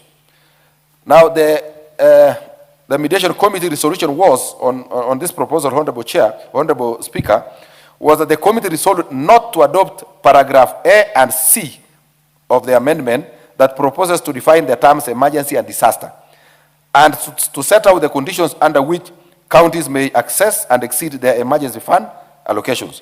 The committee further resolved to adopt paragraph B of the amendment to make it mandatory for county governments to establish county emergency funds. Honorable Speaker, the recommendation of the mediation committee, therefore, is that the mediation committee, having considered the National Disaster Risk Management Bill, National Assembly Bill number 24 of 2023, recommends that this House adopts the report and approves the agreed version of the National Disaster Risk Management Bill, National Assembly Bill number 24 of 2023. I beg to move and request the Honorable Catherine Omanyo to second.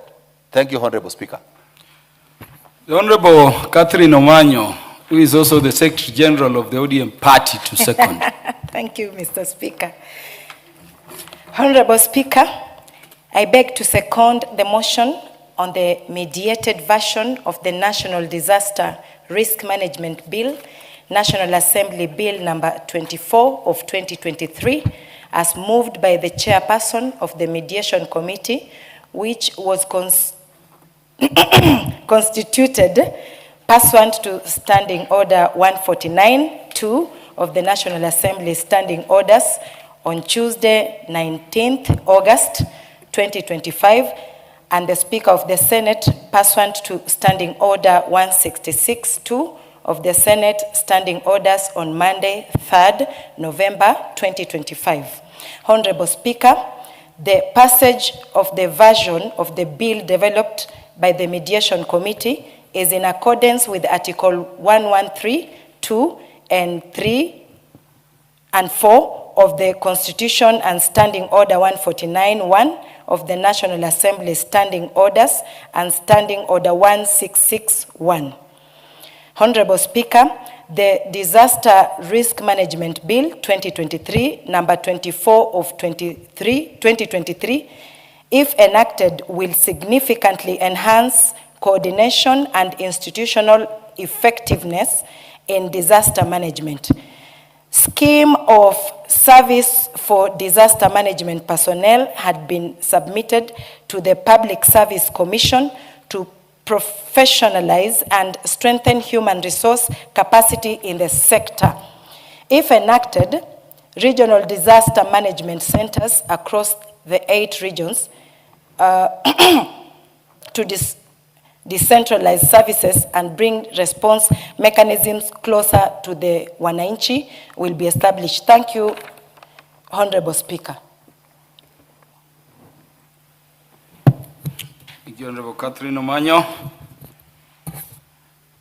Honorable members, I now propose the question that pursuant to the provisions of Article 113, Sub-Article 2 of the Constitution, and Standing Order number 150, subsection 3, this House adopts the report of the mediated version of the National Disaster Risk Management Bill, National Assembly Bill number 24 of 2023, laid on the table of the House on Tuesday, 28th April 2026, and approves the mediated version of the National Disaster Risk Management Bill, National Assembly Bill number 24 of 2023.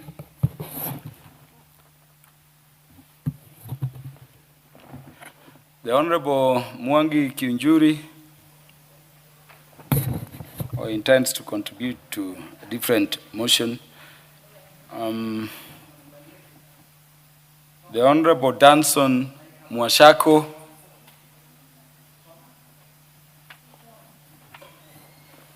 awaits a different motion.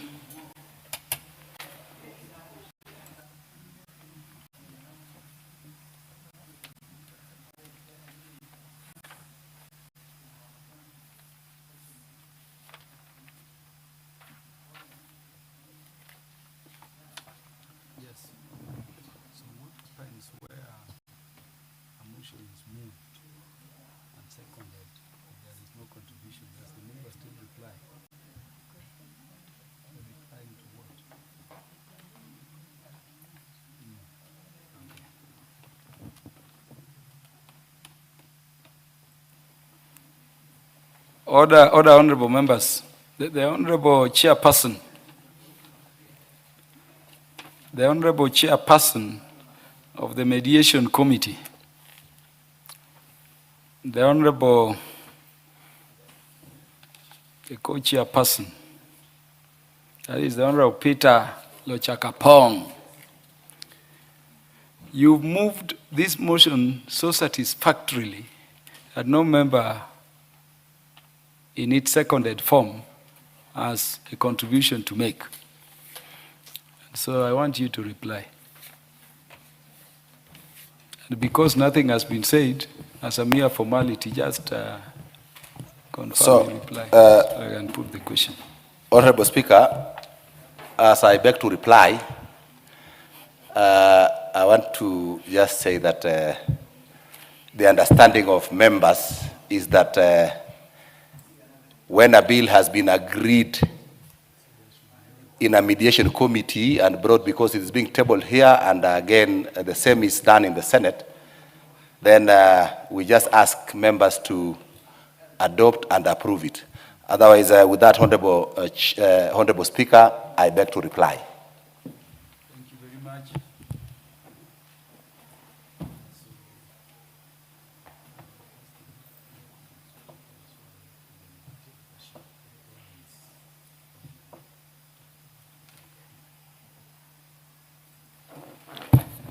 So, honorable members, 50, subsection 3, this House adopts the report of the mediated version of the National Disaster Risk Management Bill, National Assembly Bill number 24 of 2023, laid on the table of the House on Tuesday, 28th April 2026, and approves the mediated version of the National Disaster Risk Management Bill, National Assembly Bill number 24 of 2023.